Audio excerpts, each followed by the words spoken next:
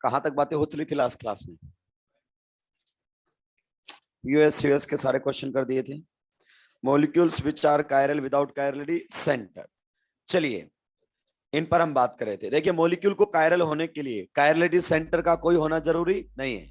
Molecule के अंदर symmetry element नहीं होना चाहिए और हमें चेक करने हैं पीओएस और सीओएस। अगर ये नहीं है तो फिर मॉलिक्यूल क्या हो जाएगा? कायरल। चलिए कुछ ऐसे एग्जांपल्स हम देखते हैं फिर आगे बढ़ेंगे। मान लीजिए सबसे पहले हमारे सामने ये दिया हुआ है और अगर से आपसे पूछा जाए कि ये मॉलिक्यूल प्लेनर है या नॉन प्लेनर है, ये मॉलिक्यूल प्लेनर है या नॉन प्लेनर है, क्या ऐसी बातें हम पहले कर चुके हैं? यस, ये मॉलिक्यूल हमारे सामने है नॉन प्लेनर। कैसा है? नॉन प्लेनर मॉलिक्यूल ये हमारे सामने है। चलिए अब इस मॉलिक्यूल को हम विजुलाइज करने की कोशिश करते हैं।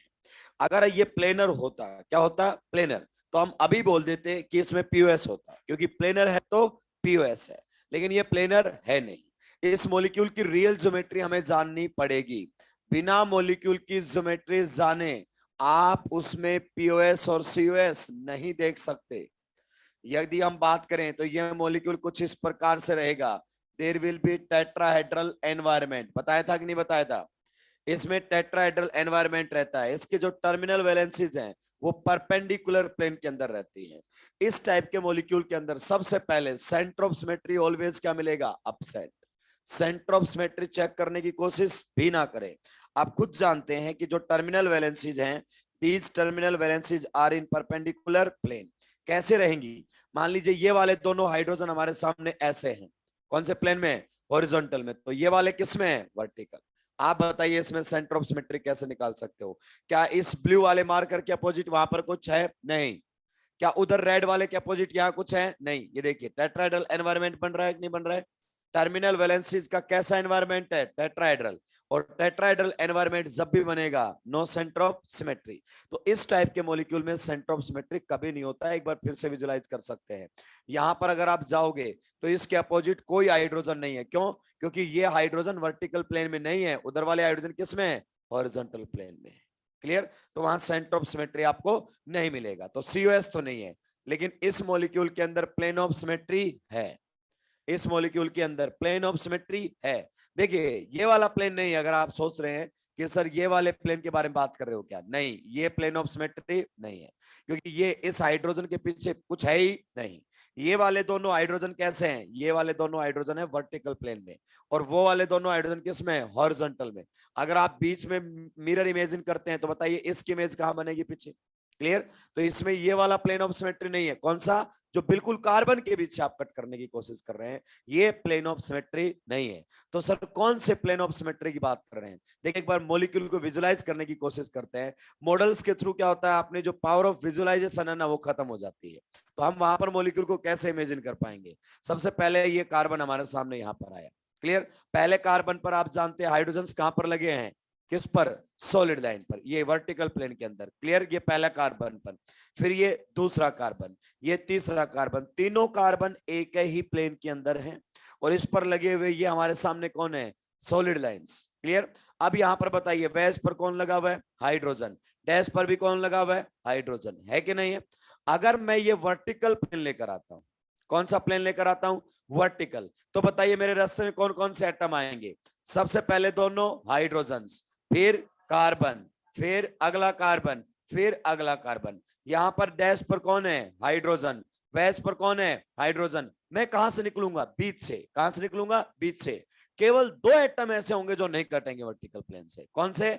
ये वाले दोनों हाइड्रोजन। मत कटो, ये कटने की जरूरत ही कहां है? आप बताइए हाइड्रोजन के सामने कौन है? हाइड्रोजन। प्लेन ऑफ सिमेट्री आ गया कि नहीं आ गया? It means this molecule contains a plane of symmetry. Sir एक प्लेन ऑफ सिमेट्री और भी है इस मॉलिक्यूल के अंदर। यस। कौन से वाला प्लेन? हॉरिजॉन्टल। एक मिनट फिर से इमेजिन करवाओ सर। मान लीजिए ये हमारे सामने इधर वाला कार्बन है, वैज पर कौन है? हाइड्रोजन। डैश पर कौन है? हाइड्रोजन। Carbon carbon carbon. ये सारे एटम एक ही प्लेन में यहां तक। यस। ये ऊपर की साइड कौन है? हाइड्रोजन। नीचे की साइड कौन है? हाइड्रोजन। कौन सा प्लेन? हॉरिजॉन्टल। बता सकते कौन कौन से एटम मेरे रास्ते में आएंगे? दोनों हाइड्रोजन और तीनों कार्बन। सारे कटेंगे? यस। और जो नहीं कटेगा, ऊपर भी हाइड्रोजन, नीचे भी, एक दूसरे की क्या दिखाई देगी? Mirror image. हाँ या ना? It means it contains a plane of symmetry. हमें सारे नहीं ढूंढने हैं, हमें कितना ढूंढना है? एक। तो इस मॉलिक्यूल को घोषित किया जाता है क्या? अकायरल। इस मॉलिक्यूल को हम बोल देते हैं ये अकायरल मॉलिक्यूल रहने वाला है। ऑप्टिकली क्या रहेगा? इनएक्टिव। ध्यान से सुनते रहेंगे भाई। फिर मैंने क्या किया कि यहां से एक साइड लगा दिया है H, एक साइड लगा दिया है F। यहां पर अभी भी हमारे सामने मौजूद है हाइड्रोजन और यहां अभी भी मौजूद है hydrogen. And you have to find out. सबसे पहले बताइए क्या इसमें सेंटर ऑफ सिमेट्री है? इस टाइप के मॉलिक्यूल के अंदर सेंटर ऑफ सिमेट्री कभी भी नहीं होगी। जिनके टर्मिनल वैलेंसीज कहां पर हो? परपेंडिकुलर प्लेन में। ये ऐसे हैं, कहां से ढूंढोगे सेंटर?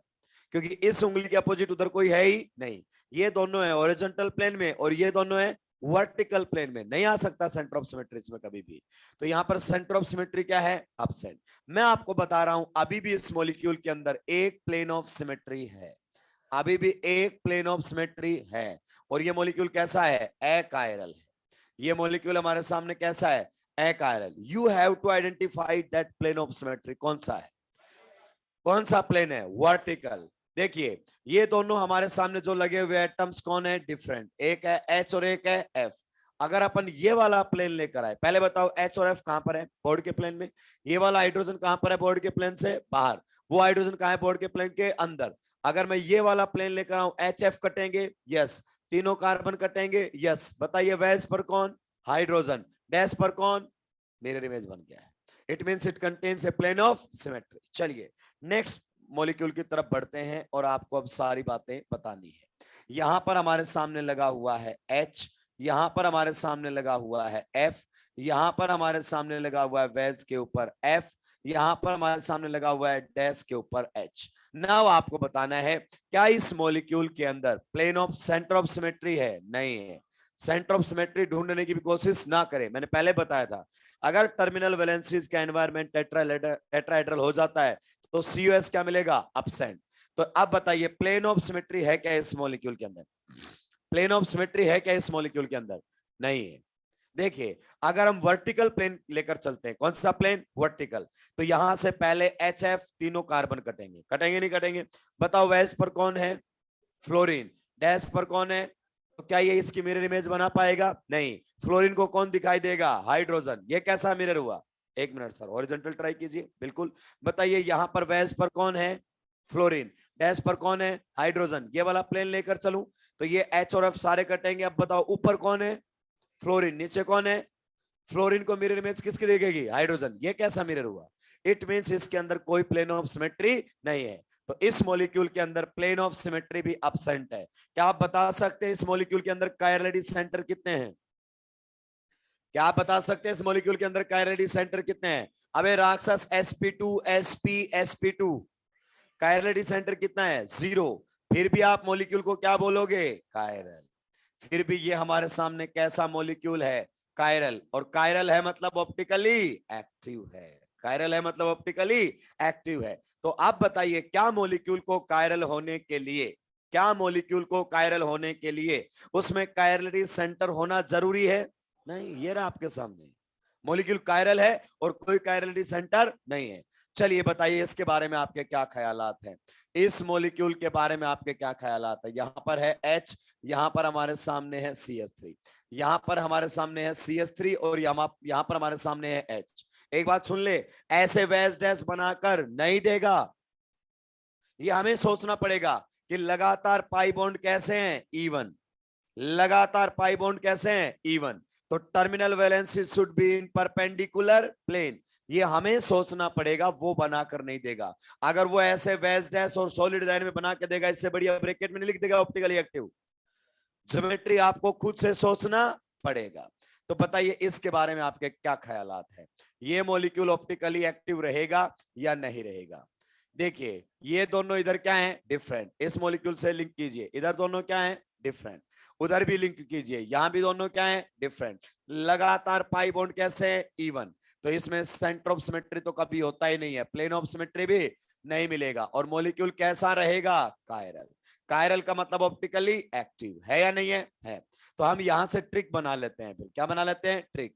हालांकि ये ट्रिक कहीं भी फेल होने वाली नहीं है। मतलब यहां पर जुड़े हुए दोनों एटम्स और ग्रुप कैसे होने चाहिए? डिफरेंट। यहां पर भी जुड़े हुए एटम्स और ग्रुप दोनों क्या होने चाहिए, different, then it will be optically active. Condition ये है पाई बॉन्ड कैसे होने चाहिए, इवन। पाई बॉन्ड कैसे होने चाहिए, इवन। क्या ये बात आप समझ चुके हैं? चलिए सुलटा दीजिए जल्दी से। तो ये हमारे सामने ऐसे मॉलिक्यूल हैं जो ऑप्टिकली एक्टिव हैं, हालांकि इसमें कोई कायरली सेंटर नहीं है। Which are optically active without chirally centre.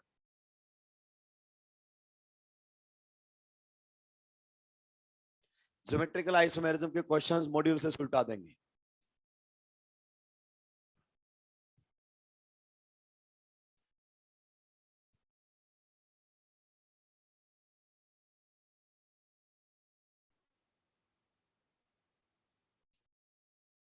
जैसे अपना रिएक्शन मैकेनिज्म शुरू होगा अगले वीक। अबे तुम्हें स्टीरियो तो ढंग से आती नहीं है, सुलट जाते तुम, सुलट जाते आप। बहुत भारी भारी स्टीरियो लिखी हुई है एनएआर के अंदर, न्यूक्लियोफिलिक एडिशन रिएक्शन में जाके देखना एनसीईआरटी में। एक बच्चा बता दे तो, एनसीईआरटी का तुम केवल नाम लेते हो, एक बच्चा बता दे तो एनएआर के अंदर। तुम्हें लगता है एनएआर बस 2 कौड़ी की चीज है। ये रिएक्शन पढ़ी है तुमने, न्यूक्लियोफाइल के साथ रिएक्शन होती है। बताओ न्यूक्लियोफाइल कैसे अप्रोच करता है, कहां से, कार्बन पर कहां से, कहां से, एंगल क्या होता है, न्यूक्लियोफाइल कहां से अटैक करता है, बैक साइड से। यस सर, तो मैं बस SN2 पढ़ लिया है, nucleophile attacks from the back side, 90 के एंगल पर आता है। एनसीईआरटी लिखती है, फेफड़े फेल कर देगा वो। ऑर्गेनिक कितनी हल्की, वो एनसीईआरटी में लिखी हुई बात नहीं पूछ रहा आपसे, गलती से पूछ लेना। बॉन्डिंग एंटी बॉन्डिंग पूरा कॉन्सेप्ट लगा रहा है इसने, जाके देख ले। एनएआर के मैकेनिज्म में लिखा हुआ है, nucleophile approaches approximately 90 degree to the CO bond. सुलटा देगा, अप्रोक्सीमेट बोलकर बचा गया है वो, वरना तो एंगल बहुत बढ़िया तरीके से डिफाइन करता है। चलिए, तो ये आपने सुलटा दिए हैं। अब ये ट्रिक आप बड़ी आसानी से अप्लाई कर सकते हो। मैं चाहता था इसको स्पेशल केस बना के आपके सामने परोस सकता था, लेकिन वो स्पेशल केस कब आपका फेल हो जाता पता भी नहीं चलता। वो पूछ लेता है बताइए किस में POS है किस में नहीं है, कौन सा कायरल है विदाउट कायरलिटी सेंटर, सुलट जाता मामला। तो पढ़ना है तो तबीयत से पढ़ना है, नहीं पढ़ना है तो छोड़ो उसको, सीधी सी बात है। पढ़ेंगे तो तबीयत से, कोई शॉर्ट ट्रिक पर अपन चलने वाले नहीं है। कुछ मॉलिक्यूल्स आपके सामने लिखे हुए हैं, आपको बताना है इसके बारे में क्या ख्यालात। यहाँ पर है CH3, यहाँ पर है H, यहाँ पर हमारे सामने है CH3, यहाँ पर हमारे सामने है CH2CH3। बताइए इस मॉलिक्यूल के बारे में क्या ख्यालात है। लगातार नंबर ऑफ पाई बॉन्ड कैसे हैं, इवन है कि नहीं है, दोनों साइड डिफरेंट, दोनों साइड डिफरेंट। अब वहां बैठ के ऐसे इमेजिन मत करना यूं यूं कहीं कर रहे हो, वो सोचेगा ड्यूटी वाले पगला गया है क्या ये बच्चा, बाहर ले जाके मेडिकल चेकअप करवा के लाएगा कि कोई झाड़ फूक तो नहीं कर रहा बैठ के यहाँ पर। अपने को सीधा पता है इवन डिफरेंट, इवन डिफरेंट, सीधा क्या बोल देंगे, ऑप्टिकली एक्टिव, दैट्स ऑल, क्योंकि हम पहले ही पढ़ के जाएंगे, हमें पता है। नेक्स्ट, इस क्वेश्चन के बारे में आपके क्या ख्याल है। ये क्वेश्चन आप लोगों के बीच में आ चुका है। यहां पर है H, यहां पर है Cl, यहां पर है H और यहां पर है Cl। क्या ख्यालात है, कैसे है इनएक्टिव? और मत बोलो बे, लगातार नंबर ऑफ पाई बॉन्ड कैसे हैं, ऑड। ऑड में मॉलिक्यूल कैसा निकलता है, कैसा निकलता है, प्लेनर। और क्या बताया था कल की टैगलाइन आपको मैंने, प्लेनर है तो POS है, दैट्स ऑल। और POS है तो मॉलिक्यूल क्या होगा, एकायरल। एकायरल का मतलब ऑप्टिकली इनएक्टिव, OI का मतलब है optically inactive, that's very simple. क्या इसके अंदर सेंटर ऑफ सिमेट्री है, नहीं। अब एक और से देखो, सिस कॉन्फ़िगरेशन में सेंटर ऑफ सिमेट्री क्या है, अपसेंट। सिस कॉन्फ़िगरेशन के अंदर दोनों Cl कहां पर है, सेम साइड, और सिस में COS क्या होता है, अपसेंट। चलिए, नेक्स्ट मॉलिक्यूल आप लोगों के बीच में आ ही चुका है, इसके बारे में आपको बताना है। ये कायरल है, एकायरल है, सेंटर ऑफ सिमेट्री है नहीं है, सारी बातें आपको बता देनी है, सारी बातें आपको बता देनी है। बताइए सबसे पहले मॉलिक्यूल कैसा है, कैसा है, प्लेनर, और प्लेनर है तो POS। एलो, हमारा काम तो हो गया। क्या इसमें COS भी है, यस, क्योंकि ये ट्रांस कॉन्फ़िगरेशन में। ये देखो, यहां जाओगे हाइड्रोजन, यहां जाओगे हाइड्रोजन, यहां जाओगे क्लोरीन, यहां जाओगे chlorine, yes, centre of symmetry present है, दोनों ही प्रेजेंट हो गए हैं। मॉलिक्यूल क्या है, एकायरल। अकायरल को ही क्या बोलते हैं, ऑप्टिकली इनएक्टिव, हाँ या ना। चलिए नेक्स्ट, अब धीरे धीरे आपके सामने लेवल बढ़ने लगेगा, धीरे धीरे। मान लीजिए अगर अपन बात करें, हमारे सामने ये मॉलिक्यूल दिया हुआ है, अब जो बोलो ना वो थोड़ा सा सोच समझ कर बोलना, वरना गर्दनें भी टूट सकती है। तुम करते हो जल्दबाजी, और जल्दबाजी में रायता फैला देते हो, रायते को समेट कर आगे बढ़ेंगे। इस मॉलिक्यूल के बारे में क्या ख्याल आते हैं? अकायरल है, बिल्कुल सही। क्या ये मॉलिक्यूल प्लेनर है? प्लेनर है। अबे राक्षस sp3 वाला एटम लेकर बैठा है, कैसी बातें कर रहे हो? लेकिन ये मॉलिक्यूल है अकायरल, ये बात आपने बिल्कुल सही बोली है, क्योंकि इस मॉलिक्यूल के अंदर अभी भी प्लेन ऑफ सिमेट्री है। इस मॉलिक्यूल के अंदर अभी भी प्लेन ऑफ सिमेट्री है। सर ये जो Cl था ना तो आसान था, H था तो हम ऐसे सोच रहे थे प्लेनर में स्लाइस कट आ जाता है, हम ऐसे सोच रहे थे, बिल्कुल सही है। देखिए यहां पर जो ग्रुप लगा कर दिया है, कौन सा ग्रुप है भाई लोगों? एल्काइल। मेरी बात को अब ध्यान से सुनना, क्या ये कायरलिटी सेंटर है इस ग्रुप के अंदर? गौर से देखो, क्या उसके अंदर कायरलिटी सेंटर है? नहीं है। मैंने क्या बोला था, जब तक भी दो एटम सेम आते रहेंगे इसके थ्रू प्लेन ऑफ सिमेट्री जाता रहेगा, जाता रहेगा कि नहीं जाता रहेगा? तो क्या ये कायरलिटी सेंटर है? नहीं है। क्या ये कायरलिटी सेंटर है? नहीं है। तो ग्रुप को भी एक बड़ा स्फेयर मान ले, सिंपल सी बात है। जब तक कायरलिटी सेंटर नहीं है उसको एक क्या कंसीडर करें? एक स्पेयर की तरह कंसीडर करें। यानी कि सर आप ये कहना चाहते हो कि यहां पर ये स्पेयर लगे हुए हैं, यस, ग्रुप को भी एक लार्ज स्पेयर की तरह कंसीडर कर लें। ये साइज में क्या है? बड़ा। ये साइज में क्या है? छोटा। ये इथाइल ग्रुप है तो लार्ज इन साइज कंसीडर कर लें। इस प्रकार से अगर मैं बोल दूं ये भी एक स्पेयर की तरह काम कर रहा है, तो आप बताइए किसी स्पेयर को दो बराबर हिस्सों में कट किया जा सकता है? यस, हम दो हेमिस्फेयर बना देंगे। तो जब इसके थ्रू प्लेन ऑफ सिमेट्री निकालेंगे तो क्या निकलेगा? क्या? यस। जब तक ये कायरलिटी सेंटर नहीं होंगे तब तक पीओएस जाता रहेगा इनके साथ। सभी के अंदर एक कॉमन प्लेन ऑफ सिमेट्री क्या होगा? प्रेजेंट। तो यहां पर हम मॉलिक्यूल को प्लेनर तो नहीं कह सकते, क्यों? क्योंकि इन कार्बन की हाइब्रिडाइजेशन देखिए। लेकिन हम ये कह सकते हैं इस मॉलिक्यूल के अंदर प्लेन ऑफ सिमेट्री है। सेंटर ऑफ सिमेट्री होगा क्या? नहीं। फिर भी मॉलिक्यूल हमारे सामने क्या रहेगा? अकायरल। मेरी बात को ध्यान से सुन लो, मैं जानता हूं तुमने ऐसे क्वेश्चन नहीं किए हैं, HCl HCl HBr लगा लगा कर क्वेश्चंस किए हैं। अगर एल्काइल ग्रुप आपके सामने आता है, अबे दिमाग से पैदल इंसान, ये काम तू पहले भी कर चुका है, वो अलग बात है, मैंने तेरे को बताया नहीं। ये बता इसके अंदर अपन बात करना चाहें, प्लेन ऑफ सिमेट्री है कि नहीं है? इसके अंदर प्लेन ऑफ सिमेट्री है कि नहीं है? है। कहां से प्लेन डाला तूने? यहां से। तो CH3 को काटता हुआ गया कि नहीं गया? गया कि नहीं गया? यहां पर CH3 को काटता हुआ गया कि नहीं गया? तो जब तक कायरलिटी सेंटर नहीं है उसको कटने दो, उसको कोई दिक्कत की बात नहीं है। और कायरलिटी सेंटर आ जाएगा तो अपने आप कटना बंद हो जाएगा, कोई टेंशन की बात ही नहीं। इसीलिए कायरलिटी सेंटर को पहले इंट्रोड्यूस किया था मैंने। चलिए, तो इस मॉलिक्यूल को क्या बोलेंगे? अकायरल। अब धीरे धीरे देखना, मैं बातों को लिंक करने की कोशिश करूंगा, ध्यान से सुनना। मान लीजिए ये हमारे सामने मॉलिक्यूल है, ध्यान से सुनते रहना।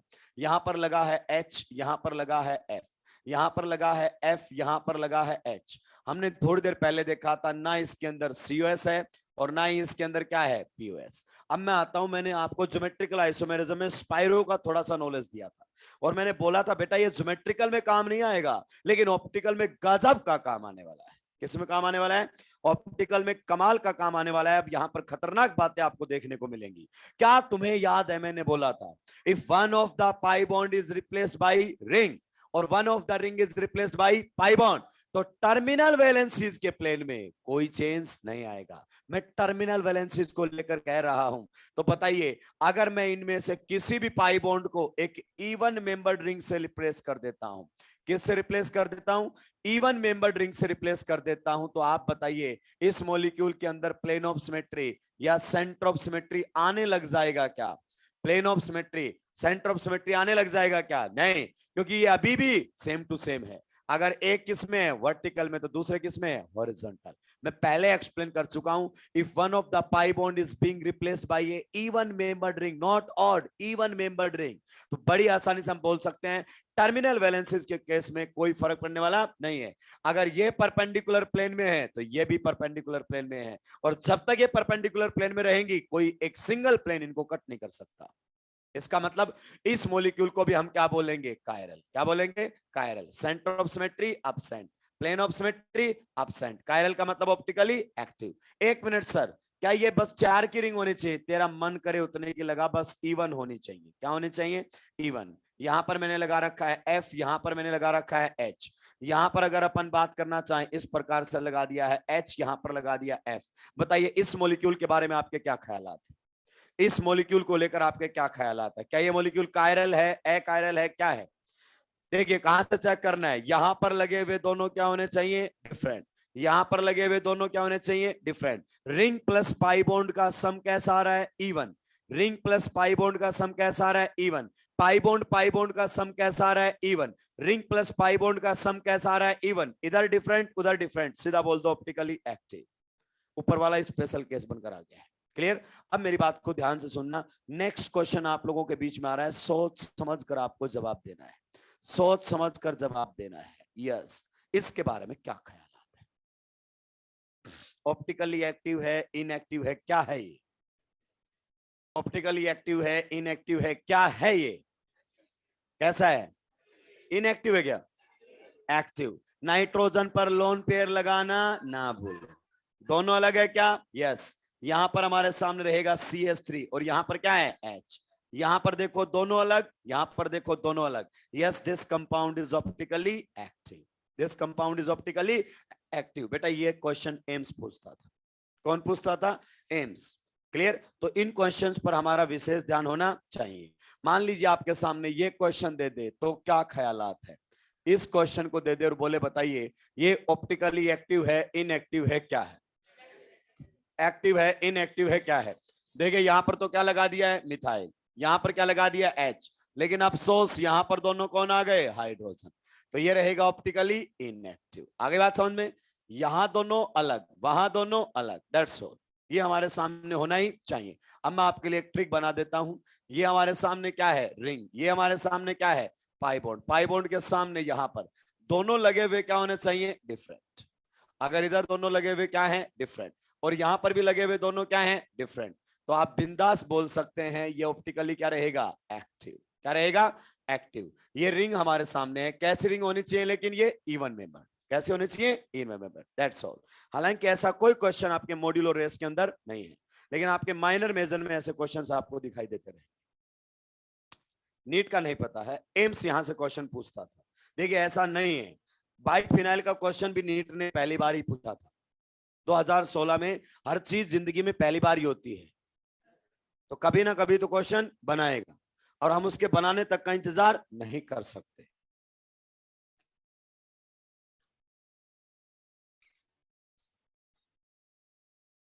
आर्ट के अलावा भी राक्षस बहुत कुछ पूछ रखा है 2016 में। जहां नीट 2016 का क्वेश्चन दिखाया जाए दे जाए, समझ जाना लेवल क्या था, शानदार। चाहे कहीं भी पूछा हो उसने। नहीं, हमसे कौन बनवाता है? अब इतनी बेइज्जती मत करो मेरी।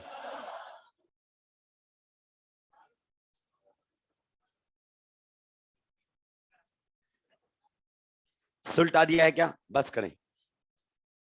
ये रिंग हमारे सामने कैसी होनी चाहिए? Even member. तो ये अपने पास क्या निकल कर आ गई है? Trick, direct. तो इसी के लिए मैंने आपको स्पाइरो की बात की। देखो मैंने स्पाइरो अभी भी इंट्रोड्यूस नहीं किया है, क्योंकि स्पाइरो के आने की कोई चांसेस नहीं है। हालांकि करना क्या है, एक पाई बॉन्ड को और रिंग से रिप्लेस करना है, लेकिन हम बात करना ही नहीं चाहते। इस टाइप के क्वेश्चंस पूछे जाते हैं, स्पाइरो के आने के बहुत कम चांसेस हैं। सुलटा दिया है क्या? तो ये हमने देखे बहुत सारे कंपाउंड जिनमें कोई कायरलिटी सेंटर नहीं है, still the molecule is chiral. Molecule को कायरल होने के लिए कायरलिटी सेंटर का होना कोई जरूरी नहीं है, बस इतना सा है कि उसमें सिमेट्री एलिमेंट नहीं होने चाहिए। बिना कायरलिटी सेंटर के भी मॉलिक्यूल कायरल हो जाया करते हैं। सल्टा दिया?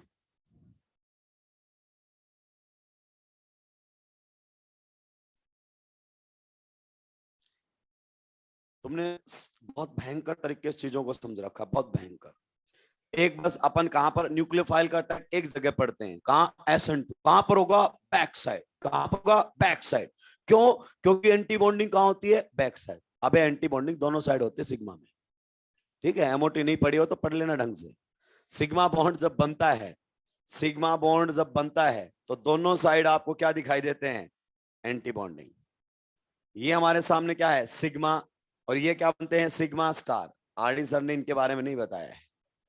ये दोनों साइड होते हैं, क्लियर। सिग्मा बॉन्ड पर कहीं से भी अटैक होकर बॉन्ड टूट सकता है, लेकिन अपन बैक बॉन्ड बैक साइड से अटैक, क्योंकि सिग्मा स्टार पीछे की साइड, वो आधी अधूरी बातें रट रखी हैं। जो बोलते हैं उनको खुद को नहीं पता कि बैक साइड से अटैक क्यों हो रहा है।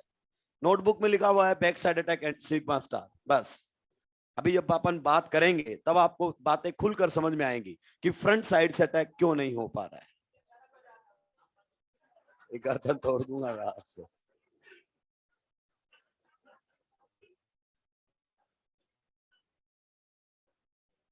चलिए आते हैं बाइफिनाइल्स पर लोड कर। किस पर लोड कर आते हैं? बाइफिनाइल्स। ध्यान से सुनना, बाइफिनाइल्स की थोड़ी सी चर्चाएं आपके और मेरे बीच में कल की क्लास में भी हुई थी। सबसे पहला क्वेश्चन, क्या ये कंपाउंड एरोमेटिक है? सबसे पहला क्वेश्चन देखिए, क्वेश्चन आपके मॉड्यूल में दिया हुआ था। यस, इसमें दो इंडिविजुअल रिंग्स में 6 पाई इलेक्ट्रॉन्स का रिंग करंट है। दीज आर आइसोलेटेड, फ्यूज्ड नहीं है, ये आइसोलेटेड है। और इसका रेजोनेंस एनर्जी भी बताया था 72 किलो कैलोरी पर मोल। बेंजीन से जस्ट डबल होता है, बेंजीन से जस्ट डबल इसका क्या होता है? Resonance energy. अब मुद्दे की बात यह है कि काफी बातें तो मैं आपको कल चलते चलते बताकर चला गया था। क्या इस सिग्मा बॉन्ड पर रोटेशंस हैं? यस, ये सिग्मा बॉन्ड पर मॉलिक्यूल घूम रहा है। इस सिग्मा बॉन्ड पर मॉलिक्यूल को घूमने से हम रोक नहीं सकते हैं। क्यों? क्योंकि ये टिंगे टिंगे हाइड्रोजन्स लगे हुए। कौन लगे हुए? टिंगे टिंगे हाइड्रोजन्स, और ये एक दूसरे से काफी दूर है। ये इनकी वंडरवाल रेडियस से ज्यादा डिस्टेंस इनके बीच में है, तो यहाँ पर कोई रिपल्सन नहीं होगा, ये घूमेंगे आराम से। क्लियर? अगर घूमेगा तो ये मॉलिक्यूल कितनी कंफर्मेशन ले सकता है? इनफाइनाइट। कितनी कंफर्मेशन ले सकता है? इनफाइनाइट। उसके अंदर इसकी नॉन प्लेनर कंफर्मेशन भी बनेगी। मोस्ट प्रेफर्ड कंफर्मेशन जो होती है ना इसकी, मोस्ट प्रेफर्ड, वो नॉन प्लेनर ही होती है। क्या होती है? नॉन प्लेनर ही होती है। लेकिन हम जानते हैं अगर ये रिंग्स लगातार ऐसे घूमेंगी सिग्मा बॉन्ड पर, तो कभी ना कभी ये दोनों सेम प्लेन में भी आएंगी, और कभी ना कभी ये दोनों सेम प्लेन में आएंगी। तो आप समझ रहे हो, अगर ये सेम प्लेन में आ गई जिस भी कंफर्मेशन में, अगर ये सेम प्लेन के अंदर आ गई जिस भी कंफर्मेशन में, तो क्या जाएगा? पीओएस। और प्लेनर है तो पीओएस है। अगर पीओएस आ गया तो मॉलिक्यूल क्या होगा? एकायरल। मॉलिक्यूल क्या होगा? एकायरल। यानी कि आउट ऑफ इनफाइनाइट कंफर्मेशन, ध्यान से सुनते रहना मेरी बात को, आउट ऑफ इनफाइनाइट कंफर्मेशंस इस मॉलिक्यूल की एक कंफर्मेशन एकायरल निकलेगी। कौन सी? जिसमें ये मॉलिक्यूल मिलेगा प्लेनर। आगे बात समझ में? तो ये इसकी एक कंफर्मेशन एकायरल है, और किसी मॉलिक्यूल की एक भी कंफर्मेशन एकायरल है तो उस मॉलिक्यूल को हम एकायरल बोलते हैं। यानी कि ये मॉलिक्यूल क्या निकलेगा? Optically inactive. क्या निकलेगा? Optically inactive. हमें इस मॉलिक्यूल को ऑप्टिकली एक्टिव बनाना है। तो एक सर तो आपको एक बात तो पहले बता दें, क्या? कि इसकी प्लेनर कंफर्मेशन को रोको, क्योंकि जब तक ये प्लेनर कंफर्मेशन रखेगा ये कभी कायरल नहीं हो सकता। तो वो कैसे रुकेगी? ये सिग्मा बॉन्ड पर रोटेशन को रोकी, क्योंकि अगर ये सिग्मा बॉन्ड पर ऐसे घूमेगा लगातार तो कभी ना कभी ये दोनों रिंग किस में आ जाएंगी? Same plane. और सेम प्लेन में आते ही उसके अंदर क्या आ जाएगा? पीओएस, और बन जाएगा एकायरल। तो इसको रोकने का अपने पास एक ही तरीका है।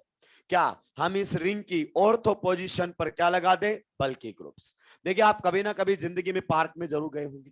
आजकल जो पार्क में गेट बने होते हैं उसमें ऐसा होता है, एक साइड से आप अंदर जा सकते हो, एक साइड से बाहर आ सकते हो। क्लियर? और उसमें टिंगे टिंगे इंसान एक साथ खड़े हो जाएं और उसको जोर से घुमा दो तो एक को अंदर एक को बाहर फेंक देता है। क्लियर? तो ये टिंगे टिंगे इंसान खड़े हैं, यहाँ पर रोटेशन होते रहेंगे। वहीं सुमो टाइप इंसानों को आप वहां पर खड़े कर दीजिए और उसको घुमाने की कोशिश कीजिए, अब वो फंस जाएंगे। या तो गेट टूटेगा या दीवार टूटेगी। रोटेशंस क्या हो गए हैं? रेस्ट्रिक्टेड। क्या हो गए हैं? रेस्ट्रिक्टेड। तो हमें भी ऐसा ही कुछ करना पड़ेगा। ये जो बेंजीन है ना, इसकी ऑर्थो पोजीशन के ऊपर हमें बल्कि ग्रुप्स टिकाने पड़ेंगे। ये जो बेंजीन है ना, इसकी ऑर्थो पोजीशन के ऊपर हमें क्या टिकाने पड़ेंगे? बल्कि ग्रुप्स। आप बताइए बल्कि ग्रुप्स के टिकाने का पर्पस क्या है? देखिए, शॉर्टकट तो मैं भी बता सकता हूं, बल्कि एंड डिफरेंट। एक सेकंड में बताऊंगा शॉर्टकट, अगले सेकंड में फैला दूंगा उसको मैं। क्लियर? शॉर्टकट केवल आए हुए क्वेश्चन तक पहुंचने के लिए होते हैं, कॉन्सेप्ट कभी नहीं होते उनके अंदर। आप बताइए, हमने यहां पर मान लीजिए क्या लगा दिया है? हमने लगा दिया यहां पर ब्रोमीन। मैंने आपको बताया था थर्ड पीरियड और उससे नीचे वाले एटम बल्कि कंसिडर होते हैं। बता चुका हूं नहीं बता चुका हूं? यहां टिका दिया है ब्रोमीन, यहां पर मैंने टिका दिया है आयोडीन, यहां पर मान लीजिए मैंने टिका दिया है ब्रोमीन, और यहां पर भी मैंने टिका दिया है ब्रोमीन। क्लियर, ये हमने टिका दिया है। अब जो मॉलिक्यूल आपको दिखाई दे रहा है, इनफैक्ट ये मॉलिक्यूल ऐसा नहीं है, ये मॉलिक्यूल ऐसा नहीं है। कैसे नहीं है? क्योंकि इस मॉलिक्यूल के अंदर पहली बात तो इस सिग्मा पर जो रोटेशंस हैं वो क्या हो गए? रेस्ट्रिक्टेड। रेस्ट्रिक्टेड का मतलब है आप इसको 360 से नहीं घुमा सकते बिना बॉन्ड तोड़े। कैसे नहीं घूमेगा समझने की कोशिश कीजिए। मान लीजिए एक रिंग है, ये दूसरी रिंग है, ये उनकी औरतों पर लगे हुए क्या है? ग्रुप। इस प्रकार से अगर आप इनको घुमाने की कोशिश करोगे तो ये ग्रुप आपस में टकरा जाते हैं, ये घूम ही नहीं सकता। अगर आप घुमाना चाहते हैं तो आपको ये जो सिग्मा बॉन्ड है दोनों रिंग्स के बीच में, ये वाला सिग्मा, ये क्या करना पड़ेगा? तोड़ना पड़ेगा। फिर आप घुमाकर वापस क्या बनाओगे? बॉन्ड। यानी कि आपने यहां रोटेशन कैसे लिया है? बॉन्ड को तोड़कर। अगर बॉन्ड तोड़कर आप रोटेशन लेते हैं तो रोटेशन रेस्ट्रिक्टेड होते हैं। तो इस सिग्मा बॉन्ड के ऊपर रोटेशन रेस्ट्रिक्टेड है, जैसे कि रिंग के सिग्मा पर होते हैं। जैसे कि रिंग के सिग्मा पर होते हैं वैसे ही इस सिग्मा बॉन्ड पर रोटेशंस कैसे हैं? रेस्ट्रिक्टेड है। क्या ये बात आपको क्लियर हो चुकी है? चलिए दूसरी बात, रेस्ट्रिक्ट होने का कारण क्या है? ऑर्थो पोजीशन पर बल्कि ग्रुप्स। ये बल्कि ग्रुप्स एक दूसरे से टकरा जाते हैं जिससे रिंग घूम नहीं पाती है। आगे बात समझ में? मैंने ये बोला था कि पहले यहां पर आप टिंगे टिंगे रखोगे तो गेट घूम जाता है, लेकिन आपने बल्कि रख दिए तो गेट नहीं घूम पाता है, फंस जाते हैं उसके अंदर। तो ऐसा ही कुछ मामला यहां पर हुआ है। दूसरी बात, अब इन बल्कि ग्रुप्स के बीच में क्या होगा? रिपल्सन। अगर रिपल्सन होगा तो कोई भी मॉलिक्यूल चाहता है कि उसमें रिपल्सन क्या हो जाए? मिनिमम। हर मॉलिक्यूल की वो रहती है, ट्राई करता है कि उसके अंदर रिपल्सन क्या हो? मिनिमम। और रिपल्सन मिनिमम तभी होंगे जब ये ग्रुप्स कहां चले जाएंगे? एक दूसरे से दूर। तो ये जो रिंग्स होती हैं दे लाई इन द परपेंडिकुलर प्लेन। ये दोनों रिंग एक दूसरे के परपेंडिकुलर प्लेन में चली जाती है। अगर एक रिंग कौन से प्लेन में है? वर्टिकल में। तो दूसरी रिंग कहां चली जाएगी? हॉरिजॉन्टल में। कहां चली जाएगी? हॉरिजॉन्टल में। ऐसे क्यों? To minimise the repulsion. To minimise the repulsion. यानी कि जो आपको ये दिखाया गया है ये मॉलिक्यूल का रियल शेप नहीं है। अगर आप मॉलिक्यूल का रियल शेप नहीं जानते तो पीओएस और सीओएस की बातें भी मत करना।